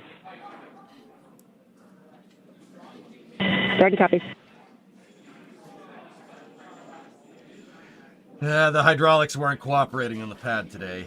A 24-hour scrub, Squall. 24 horas. And continuing to hear that comm between the crew operations research engineer from SpaceX and CREW-10 aboard the Dragon Endurance. With that, we'll go ahead and turn it back over to Daryl at NASA's Kennedy Space Center for some additional information. All right, thank you very much, Jessica and Anna, back here at the Kennedy Space Center in Florida. Unfortunately, we're not going today, Jessica. There was an issue with the hydraulic system on the ground side out at Launch Complex 39A. Good luck to CREW-10. This was an issue that involved one of the clamp arms on the transporter Rector. This is a ground issue. Everything was fine with the rocket and the spacecraft itself. Happens to the best of us. This was an issue that SpaceX first made the crew aware of at T-minus 4 hours. They were working it, gathering data, but continuing with the countdown in hopes that they were able to have enough data to resolve the issue or get comfortable with some flight rationale. They were unable to get to that point, but I was listening in on the nets, and they were definitely working this issue as thoroughly as you would expect from the teams at SpaceX and NASA, talking about all the information, previous launches, taking into factors data from even the test fire. What's up, Joe? How you doing, but man? in the end, they were unable to get to that point where they were comfortable launching. So we stand down for today, and we look for another opportunity. Though at this point, we know that there are two opportunities coming up two right there, on Thursday and Friday, but it has yet to be seen whether or not the teams will take that opportunity. They first must resolve the issue or get enough data in order to understand it. And then at that point, they can proceed with an opportunity. But just to make the audience aware of the opportunities that remain, on Thursday, we have a launch opportunity at 7:26 p.m. Eastern Time. 7:26 p.m. Eastern Time, there is another launch opportunity for a 24-hour turnaround. You're not gonna know and then on Friday, as you know, Jessica, we move generally about 20 or so minutes back each day in order to rendezvous with the International Space Station. We have a launch opportunity on Friday as well at 7:03 p.m. Eastern Time. As you can see on your screen, this is space. The I'm in space. CREW-10. Help! I'm stuck in the dryer. Is getting ready to egress the spacecraft Endurance. It's not the age; it's the mileage. This is where they will go ahead and get out of the spacecraft. They're in fact talking about that now as they are motioning. CREW-9's not coming down on Friday. Through. That's for sure. From here, as you heard mentioned by the commentators in Hawthorne, they will make their way down the launch tower into their vehicles, which are waiting them, along with the closeout crew, which will help them go back to astronaut crew quarters. For astronauts, though, Jessica, this is certainly something that is really part of the business. Yeah, absolutely. We talked about it earlier, and flexibility is really the key to everything that we do as astronauts. We know that the plan is always changing, and launch scrubs are definitely a reality that we have seen happen over and over again here in the Space Coast. Way back in the shuttle era, of course, happen frequently too, given maybe a technical issue. Where are their quarters? The astronauts are in the Neil A. Armstrong Operations and Checkout Building. I can show you. So they're right here at pad 39A. They're going to go back down the crawlerway, past the VAB, Launch Control Center, OSB-2, OSB-1. They're going to go on Kennedy Parkway. They're going to go down here, all the way down here, over here, and then over here. Which one is O&C? This one. That's the operations and checkout building right there. O&C is where the Orion capsules are made, believe it or not. And also the astronaut quarters is there as well. This thing over here is the SSPF. SLS engine sections are assembled in that building. Yep. This is Kennedy Space Center's industrial site, KSC ID. I don't think anybody calls it that ever. That's the industrial site. Launch site is up here. But yeah, they got a little ways to go. Great looking wet dress, or just, no, this was a dry dress, right? Yeah, that's what it was.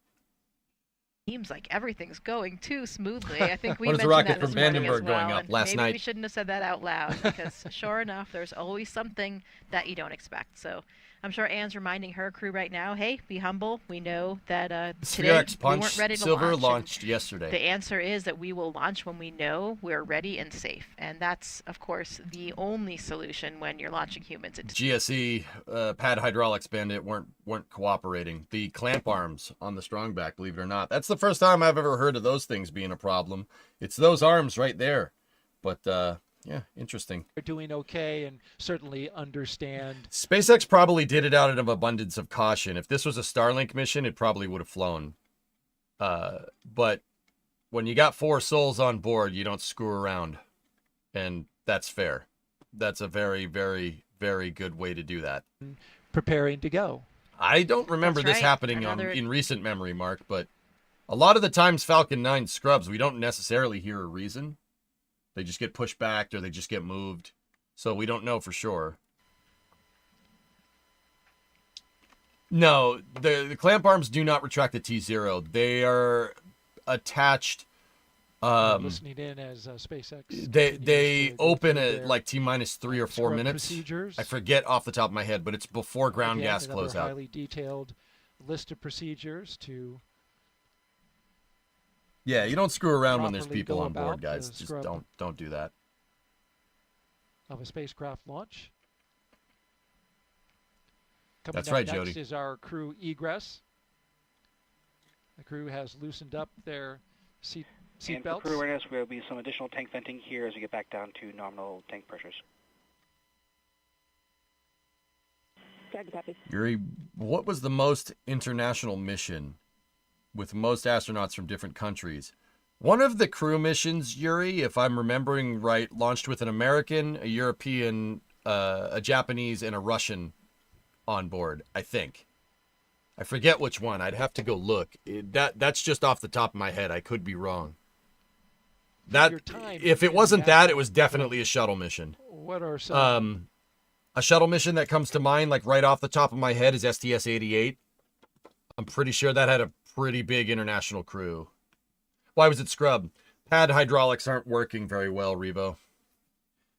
So question 2, if they retracted 3 minutes prior to launch, what would the added danger be of running the count to T-3 minutes into boarding if they don't retract? You don't want to waste fuel, Yarg. You don't want to waste fuel. You don't want to arm the LES. There's just no point in going that far, dude. Make the crew a little bit more relaxed because they've already done all of their final preparation things. All of those, like all that last minute work, the last minute email, the last minute message that you wanted to send a friend, they have all of that out of the way, and hopefully that will give them a chance tomorrow to really just be able to relax and appreciate it and maybe just think a little bit more, philosophize. So, philosophizers. So Yuri, SpaceX CREW-10 was Jasmine Mugbeli from NASA, Andreas Morgensen from the ESA, Satoshi Furukawa from Japan, and Konstantin Borisov from Russia. That's probably the most diverse nationality crew you're going to get. In the dry dress previously, so they'd been through it at least once. But, you know, when you're not training for the real deal, it always feels a little bit different. So I think they'll be even more psychologically, mentally prepared for the next opportunity that they'll have, whether that's tomorrow or a subsequent day. If you're just joining us, you're watching. They said clamp arms, coverage MotoKid, many times, NASA dude. And SpaceX yeah, it's those things. It's that thing right there. That was scrubbed today at 7:06 p.m. Eastern Those need time, to open. T-minus if those don't open, minutes. the rocket's going to have trouble going that way, NASA dude. You know. SpaceX, due to an issue with the hydraulic system that controls a clamp arm that holds the rocket to the launch tower. Did someone forget a lockout pin? CREW-10, it's possible. Our crew from left to right, Kirill Peskov, Nicole Ayers, Ann McLean, and Takuya Onishi. Second seat from the left looks too tall for that position. Some time chatting and talking. So her? That's Nicole. She's an F-22 pilot, dude. I'm pretty sure it's fine. She can fit one of those. You can fit in the capsule. The capsule's spacious compared to an F-22. Its part. I had just heard enough. Not only that, dude. Nicole is a F-22 flight instructor. You know, if you wanted to feel just notoriously inadequate today, you know, every time one of these crew missions comes, they talk about the resume of these freaking astronauts and these people that fly these damn things. And I'm just like, you know, I made my bed today. So dick. Like, you know, the worst part is Nicole is the same age as me. I'm like, but guess what, Nicole? You might be a flight instructor, but I play video games for a living, so there.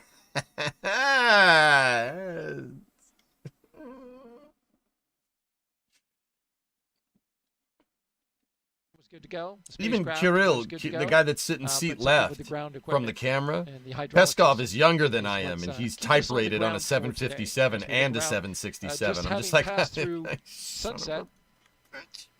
Dang believe it. we have a sunset. Are we there yet? No, we're close. Almost sunset as we orbit the launch tower there. Yeah, right. In the foreground, a future Starship. The commander of this mission, Anne McLean, she has 219 combat missions in OIF on a 15-month deployment in a Kiowa. Combat missions in a Kiowa. If you know, you know. Like, that's... Sane people do not do stuff like that. And way off in the distance, Dude, the vehicle like, assembly. okay, I feel inadequate now. Thank you. It's good food for thought here as I contemplate what I would do in this situation and think about a potential future space flight.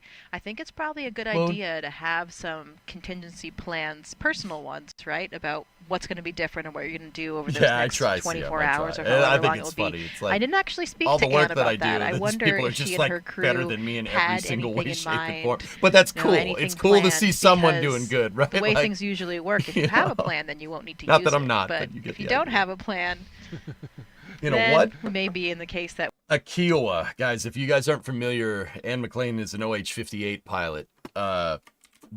Kiowas are okay. So these things, that thing. If you notice the dude kind of hanging out on the side of the with his like leg hanging out of the helicopter, Kiowas don't have a lot in the way of like weapons or armament. What these helicopters do or did, I don't know if they use Kiowas anymore. What these things did, and this is the kind of helicopter that Anne flew, the commander, her right there. Those things, if you notice, on top of the rotor mechanism, there's a ball. These things fly up close to enemy combatants, and they use the camera to help Apache helicopters, the big gun helicopters, find targets. They're basically a scout helicopter. That's what it does. That's what Kiowas are. So flying combat missions in this, you need to have some proverbial stones. Like that's not an easy thing to do. It's not an AWACS STX. No. It is a forward observer, if I'm remembering correctly. Forgive me, guys. I'm not military. I just know what the helicopter does.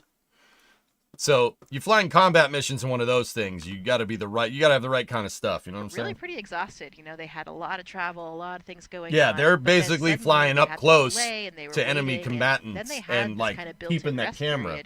Kind of similar that we're talking. I know what people are asking. Why is the camera on top of the helicopter? It's on top so the helicopter can quite actually hide behind a hill, and the camera can look over a hill. That's the reason. So it can kind of like peek up over hills and then peek back down and peek up over hills and peek back down. That's what that thing does. I think it was nice Anne's crew had that, and again, maybe they'll have that now. Yeah, it can with like the peek up scrub, over a tree line or something. Time together to kind of contemplate. It's an aerial periscope. Yeah, Jody, that's a good way to say that. From February to March, of course, brought about by the decision to switch capsules. I hope so, Ron. I hope so, brother. SpaceX capsule. My mission will be complete if somebody that grew up watching the stream goes to space. I'll be like, yeah, I'm good. One with 3 good, previous crew missions under its belt. Crew 3, Crew 5. I'll be fine. Crew 7.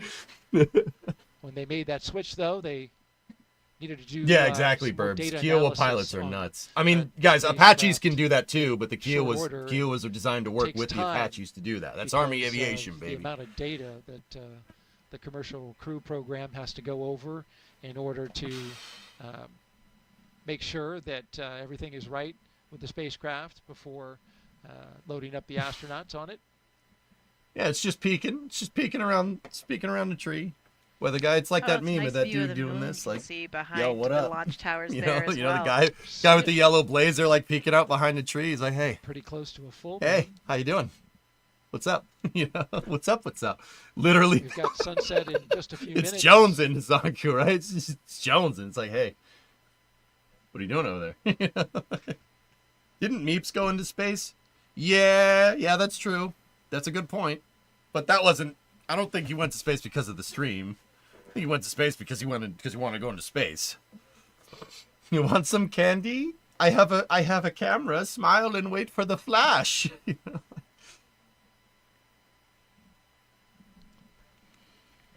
Dragon SpaceX, just an update. The closeout team Damn right, zombie. Waiting. They have arrived at the pad, but is waiting for a go to enter the pad to come get you out of the vehicle. But I'll give you updates as they're proceeding to the base of the tower. The DAP. All right, Ruin. Oh, hell yeah. SpaceX Dragon copy. Thank you. What have we become? I don't know. You heard that update there from SpaceX to the crew. Tell everyone it was you. Nah. The not good. For crew right now, there's going to be some loud venting from the base of the rocket. Yeah, well, I got here from computer building, then ended up into science and tech, particularly paleontology and geology. Hey, rocks are pretty cool, Jody. I'm not going to lie to you. My cousin's a geologist. Before the closeout crew rocks are pretty neat. Ascend the launch tower there. That whole plate tectonics thing is, that's pretty cool. I'm quite fond of that. You allow people to, go into that whole thing allows us to area. live. That's pretty cool. So these are who jinxed it? Precautions. Somebody was going around in this chat. Somebody's a diesel. Before the closeout crew goes There's in. been a diesel in this chat, chatting up a storm this whole damn stream. Props to our Kennedy Space Center flight operations team, though, for these beautiful images that they have been bringing us Who's the damn diesel today. Who's the damn diesel? Going around the launch complex. They're not rocks, Marie. They're minerals. We're able to see. Why did they scrub? Clamp arm hydraulics violent aren't cooperating. Pretty spectacular. The clamper arms right there aren't doing their thing. All right, we're gonna that's send Jesse. out now Jesse. to Jesse Humboldt, always California, does a good job. Commentators there, the clamp arms not so with much. an update on the scrub. Problemi hydraulique. Oui. They aren't clampering. Thanks, Daryl. Yep. Not what we were expecting today, but the good news is that the vehicle, goalie, that would suck. the crew are all healthy, and this is standard procedure, right? We heard. Hello? We're hearing some comms. We heard the comms that the closeout team is going to make their way back to on the crew access arm to the White Room and help the crew egress the vehicle. But they've done this before. Yeah. They did this through dry dress rehearsal already when they had to go through the entire process, get into the seats, get strapped in, and then they scripted. Unbuckled and egress the Dragon spacecraft already. So this is just almost like another rehearsal for them. And again, remember when I told you I've seen the astronauts do weird things with the tablets, like play Fruit Ninja? Now they're taking pictures. They're taking selfies. See what I mean? Dude, we've seen some stuff. Right, we've even seen them play Galaga. Thought they wouldn't notice, but we did. So I guess killing the time a little bit as they wait to egress or exit the spacecrafts and again go back to their quarantine facility where they've been for the last about a week now. I think they arrived on March 7th to Florida. Rocket ship is in Port. So the process is it takes a little bit. There's lots of people and moving parts involved to get the crew out of the capsule, get everything safed, and then drive back and get back to their location. Again, we'll continue to stand by and wait and see when we might be able to. So Crave, is there when's the next attempt? Usually it's a 24-hour recycle. And that's probably what they're going to check, but they also have a 48-hour recycle window as well. So either tomorrow or Friday. With that issue.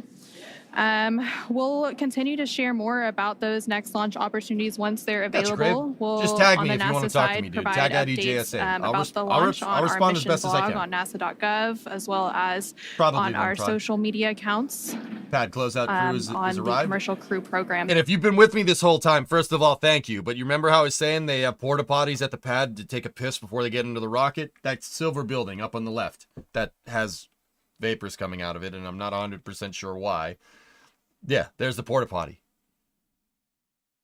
Take a leak before you get in the rocket. See, I wasn't kidding. Again, that's the same team that helped them ingress into the vehicle. It'll be the same team to help them egress. And there you can see them making their way up. Sorry, Connor. And they did call the scrub right before that crew access arm normally would have swung out of the way. So we didn't have to wait for that to swing back. So it does. Yeah, Yuri, you're saying Apollo astronauts learned geology before going to the moon. They learned geology. One of them was a geologist by trade on Apollo 17, Harrison Schmitt. He was a geologist. He was the only scientist to fly on any Apollo mission. Everybody else was test pilots. When we say we've only scratched the surface of the moon, that is quite actually correct. Harrison Schmidt dug a hole and found orange rocks.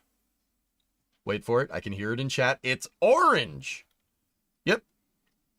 We've only scratched the surface of the moon. Sniffing for gases. That's what that guy was doing. A little bit safer. Making sure there's no fuel leaks on the spacecraft. If you inhale the fuel that's in the Dragon, you're not going to be having a good day. In that hatch for Dragon. They scrubbed RB. And again, CREW-10 is the 10th rotational mission for SpaceX carrying crew to the International Space Station. No, Shogun, what's Their up? crew currently inside Dragon that will egress soon is comprised of 2 NASA astronauts, so NASA astronaut Ian McLean and Nicole Ayers, as well as a JAXA astronaut, Takuya Onishi, and a Roscosmos cosmonaut, Kirill Peskov. Pretty awesome footage. And then That's once old we footage, do though, have Shogun, but yeah. a new launch date and a launch time, and we get the crew off the pad and into orbit, they will have a long duration mission at the International Space Station. Does the orange go into the science square and hole? research activities. Yeah, that's right. It's really great to see the crew in good spirits. They train for this and, spend a lot of hours working through each one of these procedures, and you could see the closeout team making their way across the crew access arm there over to the White Room. But yeah, this is all part of procedure. Why did they have a random number on the back? It's not random, Violent. Those are numbers that indicate jobs. Think about like on a sports team, on a sports ball team, you have people with numbers on their jersey so you can tell who it is, right? In this case, when you're on pad closeout crew, everybody's dressed like a ninja.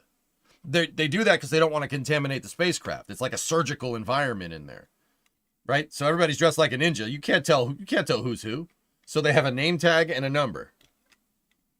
That's why they have numbers on their back, so you could tell who's who, because everybody is dressed like a ninja. Into orbit. So again, the teams will continue discussing the hydraulics issue, continue looking at the weather for the next few days, and see when our next launch opportunity may be. You're continuing to see a live look inside the Dragon Endurance. Why does Dragon have a spot for the side windows but no side window?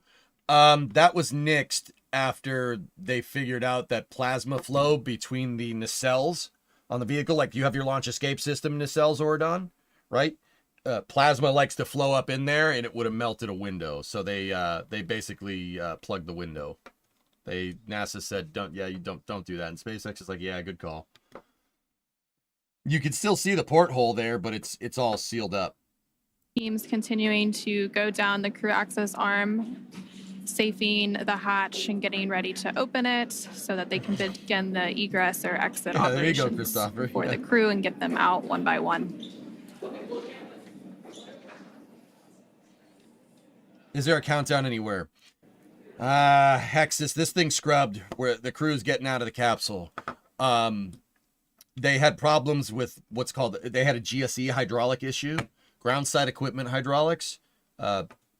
There are like holder arms that hold Falcon 9 upright until it's ready to go. And the holder arms, the hydraulics for them weren't working correctly. So, you kind of need those to launch the thing. So out of an abundance of caution, they said, we'll just try again tomorrow or the next day. That's the right call. You don't want to send it. Don't hashtag send it with 4 people on board.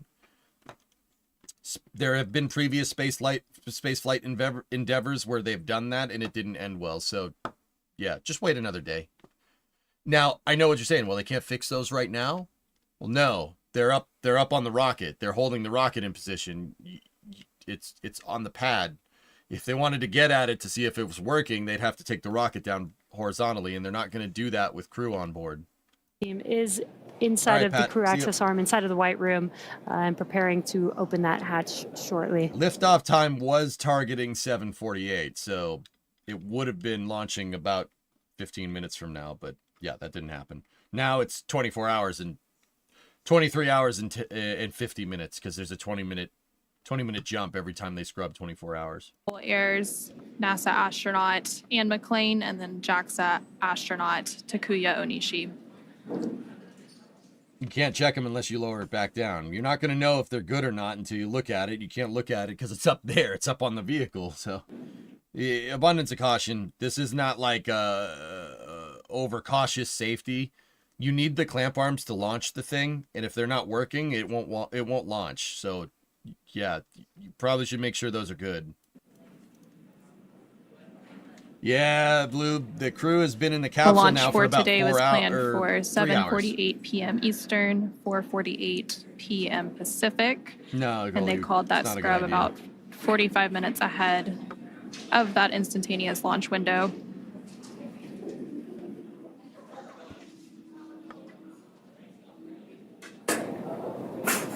Oh, you know what I'm going to do real quick? I got a good idea. Just had a really good idea. You know what I'm going to do real quick? Give me 1 second. Give me 1 second. I'm going to pause this CREW-10 coverage here real fast.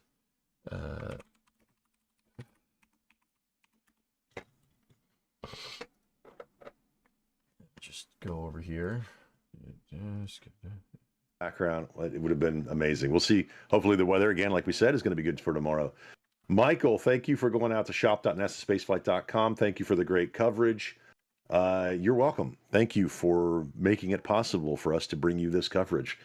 Everybody in this community is so generous, and they join us, and going out to our store and picking up some of our merch just helps in every way.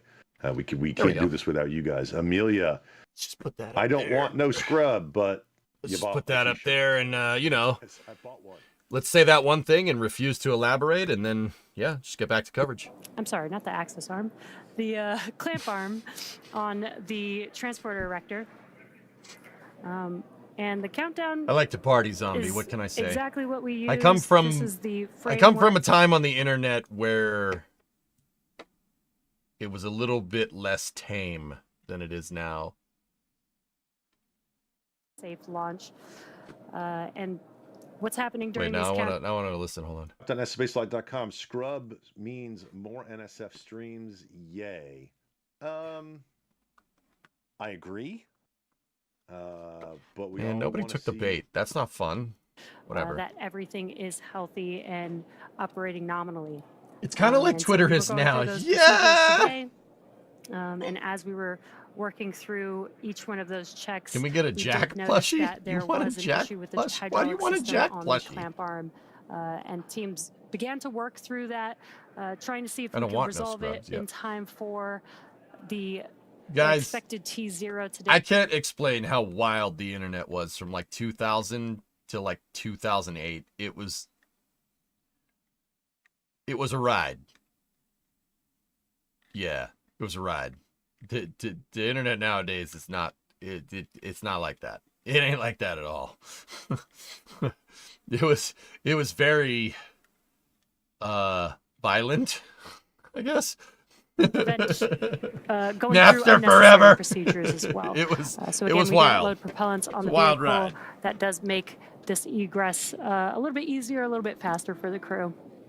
And that clamp arm that we keep referencing. So those crazy, clamp arms are the internet now is tame compared to this. That the Falcon 9 is on top of, and they are located around the second stage of Falcon 9. There you can see them on your screen right above the lower thirds.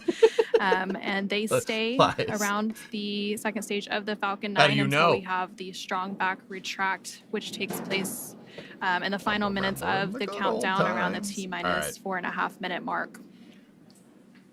All right. Exactly, and the purpose of the transporter erector, the strong back, is we have the propellant lines, avionics, umbilicals attached to the vehicle. Yeah, it also provides support and brings the vehicle vertical for launch. And just about 4.5-5 minutes before T0 is when we open up those clamp arms, move the TE just a couple degrees away from the vehicle to prepare for liftoff, and then at T0, the TE moves even further away to clear the way for the vehicle as it lifts off. Look at all the stuff at the Cape nowadays. And right, like look at all this stuff. Look at all these freaking buildings. There's buildings everywhere. I mean, a lot of those buildings have been there for a little while, but look at There's the Spock. Smarf is still going. Slick 36 back there. Blue Origin's HIF. 37, even though that's scrap. There's the other Falcon 9. Look, Starlink 1221. It's sitting at pad 40 over there. Twins, Basil. Slick 41. There's an Atlas 5 in there right now. The other crew access tower at a pad that launches a completely different rocket. That's pretty cool. What are the 4 poles? Lightning rods. They're called lightning arrestor systems, Vice. I don't think I need to tell you why lightning hitting a rocket this is space. is I'm not in space. a good idea. Hey, Older Buffalo, 5 subs. Thank you. Why the scrub? GSE hydraulics aren't cooperating, King. Yeah, see the lightning arrestor at 39 right there? Yeah, you don't want lightning hitting your multi-million-dollar rocket. Bad idea, especially when it's fueled. NASA tried that once in 1969. It didn't work. Well, it did work. It almost didn't work, though. Yeah, so they have lightning rods and lightning arrestor systems. The reason why there's 4 towers, those 4 towers are all wired together. So if lightning hits one, it disperses it around the lightning arrestor, and then there's wires that go from the top of the towers, all 4 towers, down to the ground. So when lightning does hit, it gets dispersed among the arrestor system and then grounds out. The reason why they do that, the reason why there's 4 is so it doesn't arc to the rocket. That can happen. It did happen in 1969 on Apollo 12. Yeah, not great. Did that. Let's call that one a pucker moment. Apollo 12 almost just blew up. Like, it was, yeah. Lightning hit the rocket when they launched, and lightning hit the Saturn V, and then it jumped down the plume, down Saturn V's flame trail, and then grounded itself out on the tower and shorted the avionics. Well, actually, it shorted your antenna batteries, if you really want to know, like signal condition electronics, SCE. It shorted out like the computer on the way up. Yeah, that pucker moment. Pucker moment. Can we watch a video of that? Oh, there's videos. There's a bunch of videos around Craft Crackers. I don't know if anything is good that it won't get flagged on YouTube, dude. Why did they not build all the launch pads a bit closer together? They're so far apart. I feel like you could squeeze 1 or 2 pads in there. Well, 39A and 39B are far apart, Violent, because if the Saturn V, for whatever reason, decided to implode, the pads are far apart enough from away from each other to make sure that if a Saturn V blew up on the pad, that you would have another pad that you can know for sure was intact. If the Saturn V popped on the pad, there would be no pad. There would be nothing left. There would be a crater in the ground. That's how much energy that thing has. I mean, Starship is the same way for what it's worth. So they, that's why they spaced the pads out, because if a Saturn V, for whatever problem, had a malfunction on a pad, you would have no pad left. So they built another one just in case. That's why the pads are far apart from each other, dude. It depends on what kind of rocket the pad was built to launch. So some of the other pads are a little bit closer to each other. But 39A and 39B are like, I don't know, like 3.2 kilometers away from each other. Like pad center to pad center.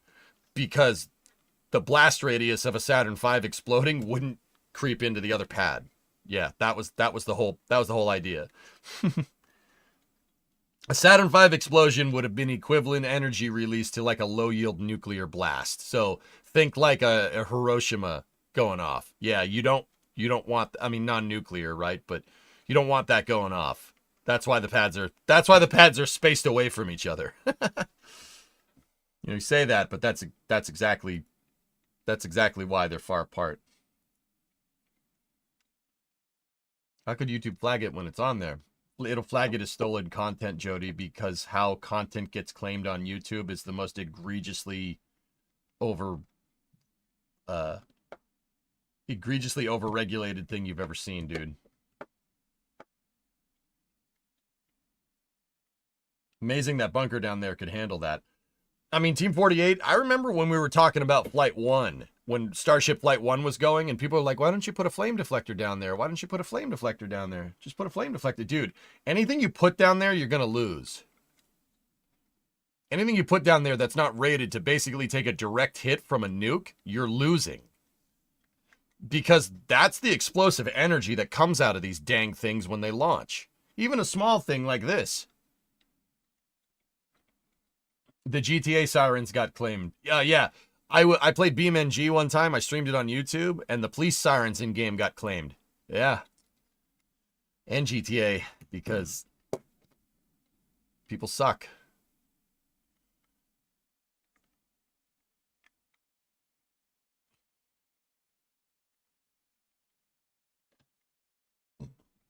Rocket in place on the launch pad or the transporter erector. Those clamp arms are located around the second stage of the Falcon 9, which you can see there now on your screen. Yeah, that's the kind of crap I have to deal with, dude. After that, but hey, whatever. Part and parcel of streaming on YouTube. Immediately began working Hi, YouTube chat.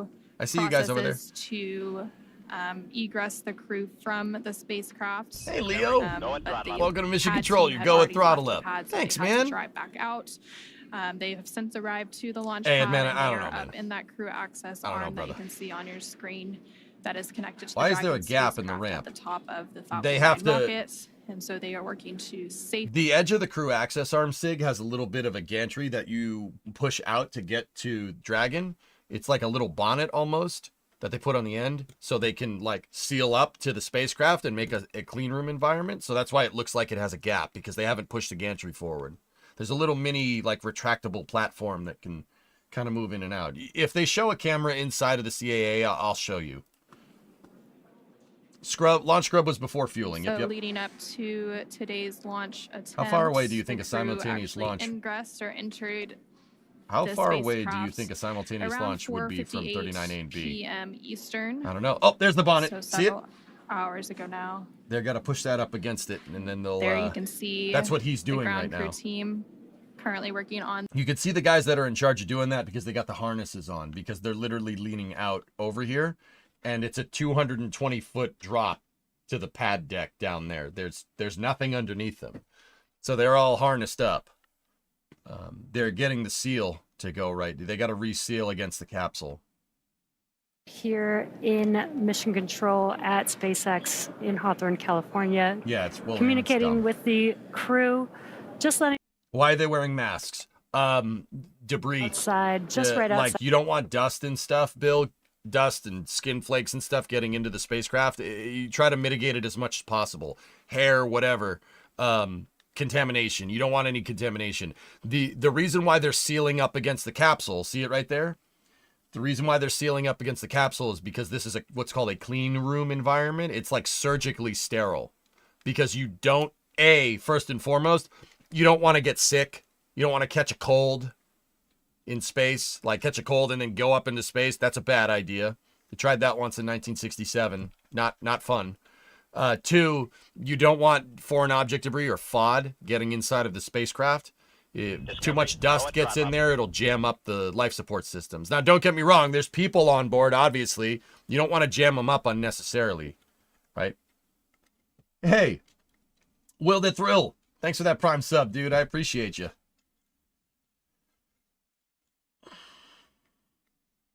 Yep, it's like a surgically sterile environment for all mankind. Yeah, Andrew, I'm not going to say it just in case anybody hasn't watched.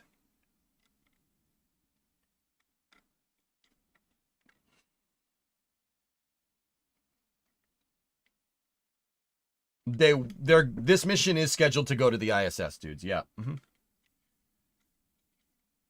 They're not decompressing, Jacob. They didn't really get to pressurizing the spacecraft. They didn't even get to pressurizing the fuel tanks. Fun thing, in a public space, dust is one of the biggest carriers of disease. Yep. Yeah, and man, believe me, you don't want to get a head cold up there. I'm sure you know, right? Like you don't want that to happen. Was it scrubbed? Yeah. Just Space GSE hydraulics on the clamp arms not cooperating. You're removing the door seal. Guy's sniffing for gases right there. He's making sure that there's no fuel leaks or anything on the spacecraft. Probably not. It probably is fine, but probably is fine doesn't fly. Make sure.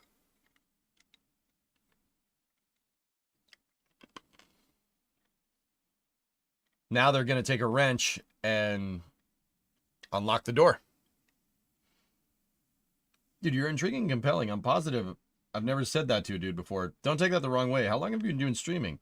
Telling my space friends about your channel. Thanks, Will. Hell yeah, dude. How long have I been doing this? December 23rd, 2012.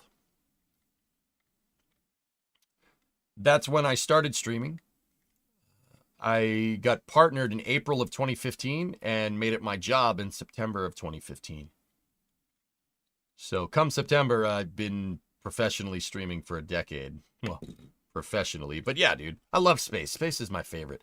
That's what I've been doing for the last 10 years, Will. I teach people about space and spaceflight, and I have some fun while we're doing it. And don't get me wrong, it's a Twitch stream, so we also play games. We play games. We play games here, sir. So, but any game that I try to play, I try to use it as a teaching tool to teach people about any different type of engineering, albeit aerospace, electrical, you know, civil. Civil is one of my favorites. I really like statics. Statics is cool. Industrial. Yeah. Kind of cover the whole spectra. Start time. Yeah, it's scrubbed, Kiss. They're getting the crew out. They just see they're opening up the door to the capsule there. But yeah, man. Thanks for watching. I really appreciate it, man. Yeah, tell your friends. We copy. We see the closeout crew. Great working with you today. Kudos to the whole team. I know it was a lot of work to try to get it to go, but like I said earlier, we'll be ready when the equipment is. There you go. Reactions. What was your job before? So I'm a 3D artist by trade. The last job that I was doing before I made this one my full-time job was I worked in shipping logistics. That's a really nice way of saying I worked on a loading dock at a Best Buy. Shipping logistics. Yeah. Before that, I delivered pizzas. The 3D art thing didn't really pan out. It didn't really pan out. They scrubbed. GSE Hydraulics SVO are not cooperating. Yeah, have you ever played Outer Wilds? I finally picked it up, and it's so good. Not educational, just a good game. I know about it, Just Space. I've never played it. Were they good pizzas? Yeah, of course. Now I'm an online entertainer. Mark, please don't call me that. I mean, you're not wrong, but don't call me that, please. Like, electronics transportation engineer. Yep. Did you use 3ds Max? I did a little bit, Dan. I haven't used 3ds Max for a long time. I'm proficient in Maya. That's the one I remember the most because that's the one we use the most. No, I didn't. All systems. 3D art was a huge part of why your KSP streams are so successful. Don't sell it short. Yeah, that's true, Blackbird. Yeah, there you go. There you go. Lightwave? I can use any CAD system. Give me a week. I'll be proficient in whatever. It doesn't matter. CAD systems all work on the same general principle, guys. That's the secret. Unless it's like ZBrush or something. But ZBrush really isn't CAD systems. That's more of a... Yeah. It's more of like... that's more like Photoshop than less like 3D art. But that's just another story. The ISS is passing over the Space Coast right now. Wait a minute. Hold up.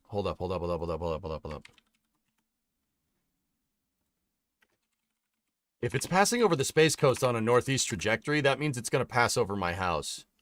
Do you guys, Oh, dude, it's outside right now. I'll be right back.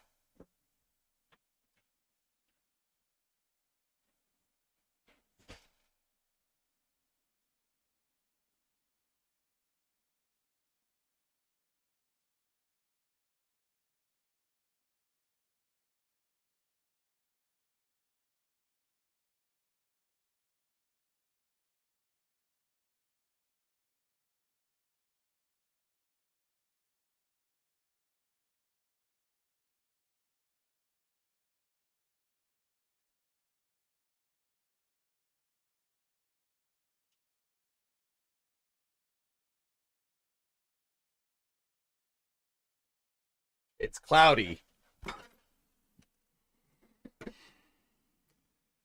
What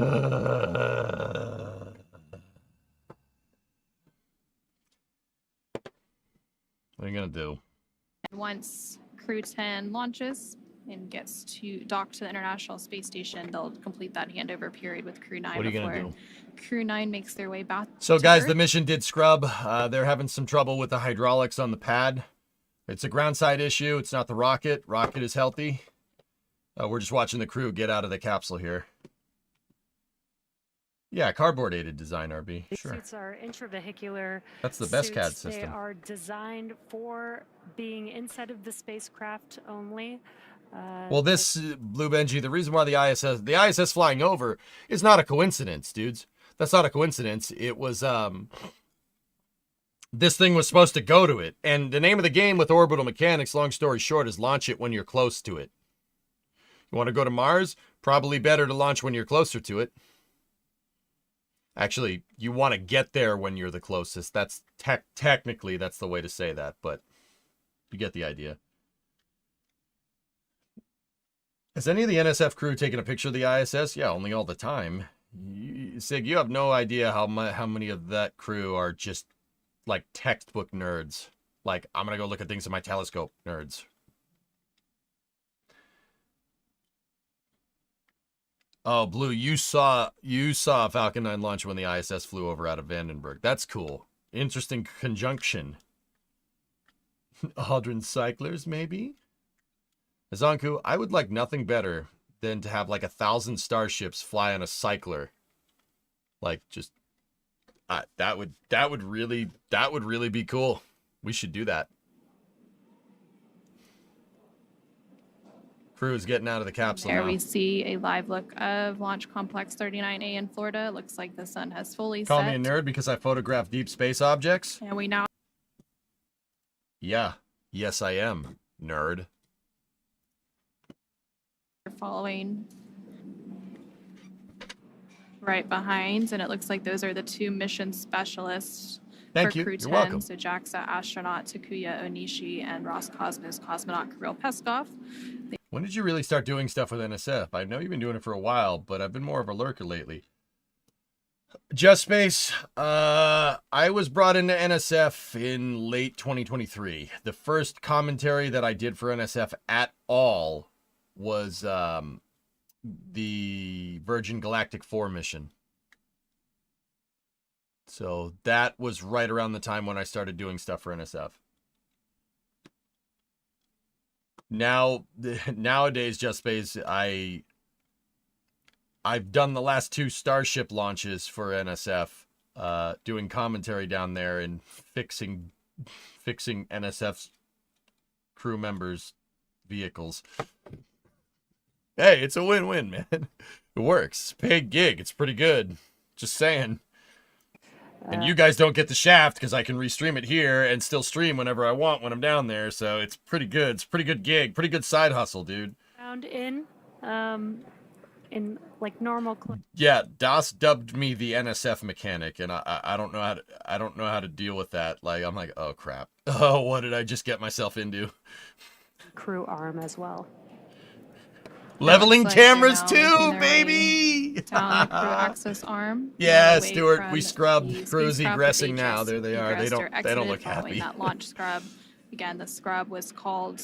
Congrats on the job with about title. 45 minutes left in the launch count when we were targeting a 7:38 Nah, Grass, p.m. they Eastern liftoff. they scrubbed out. That scrub was due to a ground hydraulics issue with the clamp arm on the You like how transport. SpaceX hires ninjas? Yeah, you got to be careful though. They'll try to take your peaches. You know what? That is a joke that not everybody's going to get. In fact, I'm pretty sure that like not a lot of people will get it. If you did get that joke, well, good for you. But no, I'm not elaborating on it. Just pretend I didn't say it. Their way down to the base of the launch pad, where they will then get into the vehicles that brought them here several hours ago and return to crew Millions of quarters. peaches. Peaches Once for they're back me. at crew quarters, they'll likely have some meetings with some of the SpaceX and NASA teams to talk future opportunities How do I know if I got it? for their launch. Look in the mirror and ask yourself,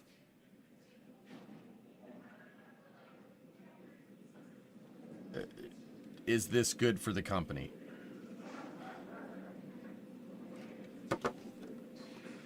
CREW-10 members. Billy's somebody that doesn't know what's happening. Okay, they went to launch, and part of the launch pad is not working correctly, so what you're seeing is the crew get out of the spaceship. Yeah, see how they look all bummed? The astronauts and cosmonaut are all bummed because they didn't get to go to space today. They're just like, yeah, whatever. You know, why was it canceled? Yeah, Yusuf, they had a hydraulic problem.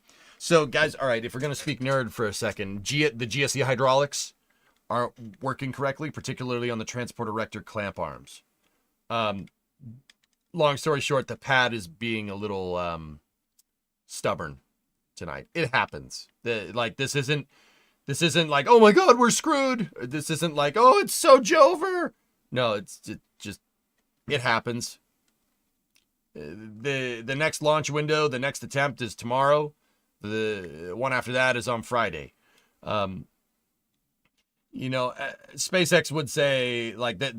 They say that, you know, there's like 1,000 different ways that this can go wrong, and only one way it can go right. Right? Like the reality of the situation is that they're not really sure if the pad is being stubborn or not, and you got to be sure. You don't want to leave anything to a gray area when you go to launch, especially if there's people on board. Don't screw around with that. That's something you just don't do. You don't just send it. You know what I mean? Make sure it's right. Like, be absolutely sure. And that's why they scrubbed, because they're not sure. The reason why is the part of the pad that they're having problems with, those clamp arms that I said. The problem the pad they're having problems with is a part that you can't get at right now, because the part that is going finicky is up there. It's up there about 200 feet. And there's no way to get at it without bringing the rocket down horizontally. So just wait a day. You'll be fine.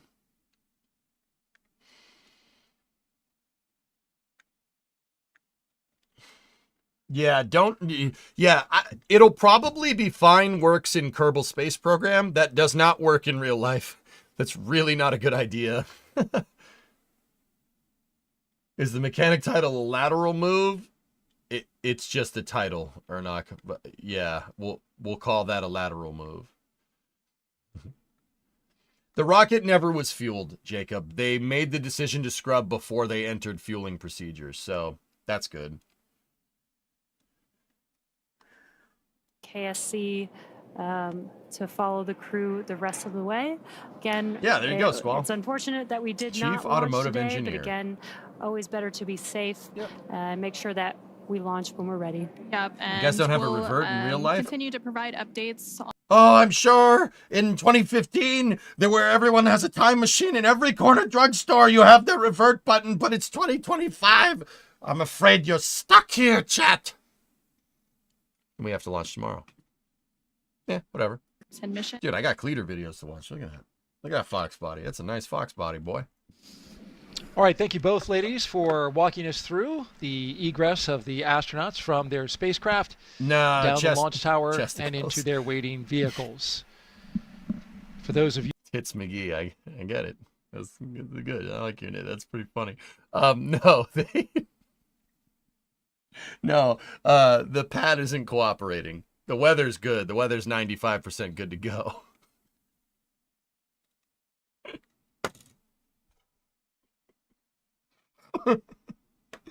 So they scrubbed it because the pad hydraulics aren't jiving well.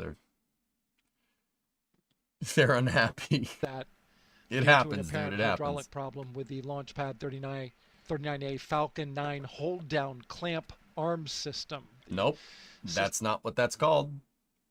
Rocket to the strong back. They're just clamp arms, not hold down clamp arms. And the so hold down clamp arms are down here. Made the decision, that holds the rocket to the ground. The clamp arms are on the TE. See the crew, along with the closeout crew, our crew of 3 astronauts and 1 cosmonaut, leaving their rocket. The Hodor another system. Day. When are you starting coverage tomorrow? Oprah, if they go to launch tomorrow, I mean, I'm going to be streaming here either way tomorrow, okay? But if they go to launch tomorrow, the launch window is going to be 20 minutes earlier. So I'm still, I mean, probably like 3:15. I think that would be the opportune time, which that's 3 hours and 15 minutes after my normal start time. The Clamp Connoisseur. Sounds good. See you then. Right on. Yep.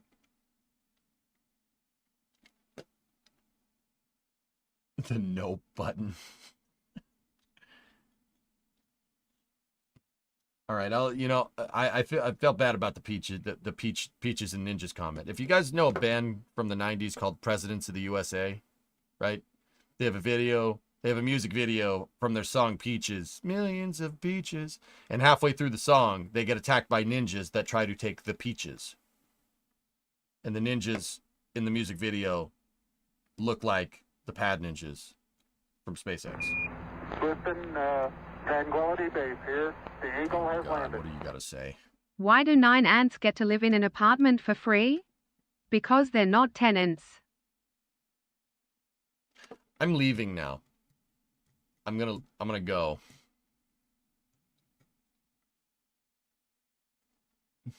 I'm gonna, No, actually, I'm probably not. Beaches come again. They were put there by a man. All right. I don't know. We still have another rocket launch on the books tonight, guys. There's Starlink 12-21, which is, believe it or not, on the pad next to this one. On a pad next to the one that just scrubbed. If they show some of the helicopter shots, here we go. Look. Even further away to. So this is the rocket that we were just trying to launch, CREW-10, right? And then if you look at the top left of your screen over there at pad 40, this is pad 39, that's 40. See that Falcon 9 over there? That one's scheduled to go. That's Starlink 12-21. That no people are on that flight. It's just satellites. That's scheduled to go at 10:35. So I'd say we play some Timberborn.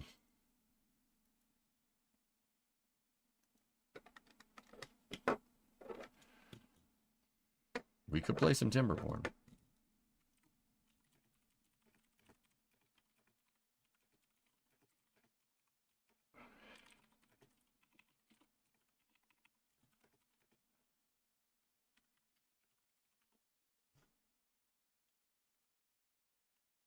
Second. Are you going to play with your beavers? Yeah, in Timberborn.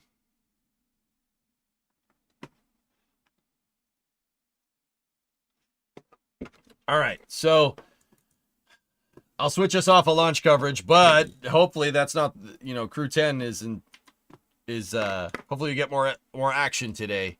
Yeah, once again, Starlink 12-21 is scheduled to go at 10:35. That's in about an hour and a half. Now, if you're watching on YouTube, this next comment is not going to make any sense, but this is a Twitch stream. We play games, so let's play some games.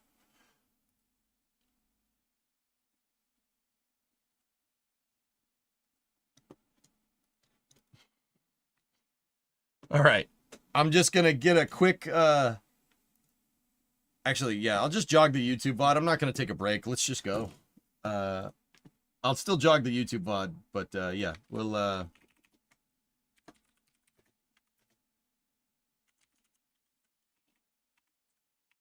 Update 7, highest difficulty,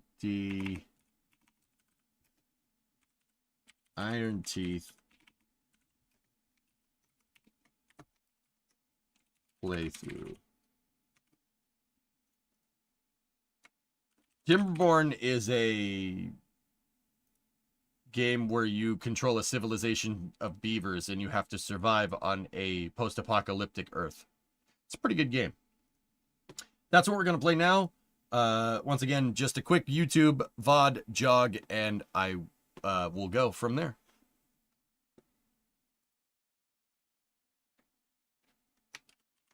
All right, so on YouTube side, stand by for loss of signal. if you are feeling limber, you want to stay up with me, we got another rocket launch. We'll go from there.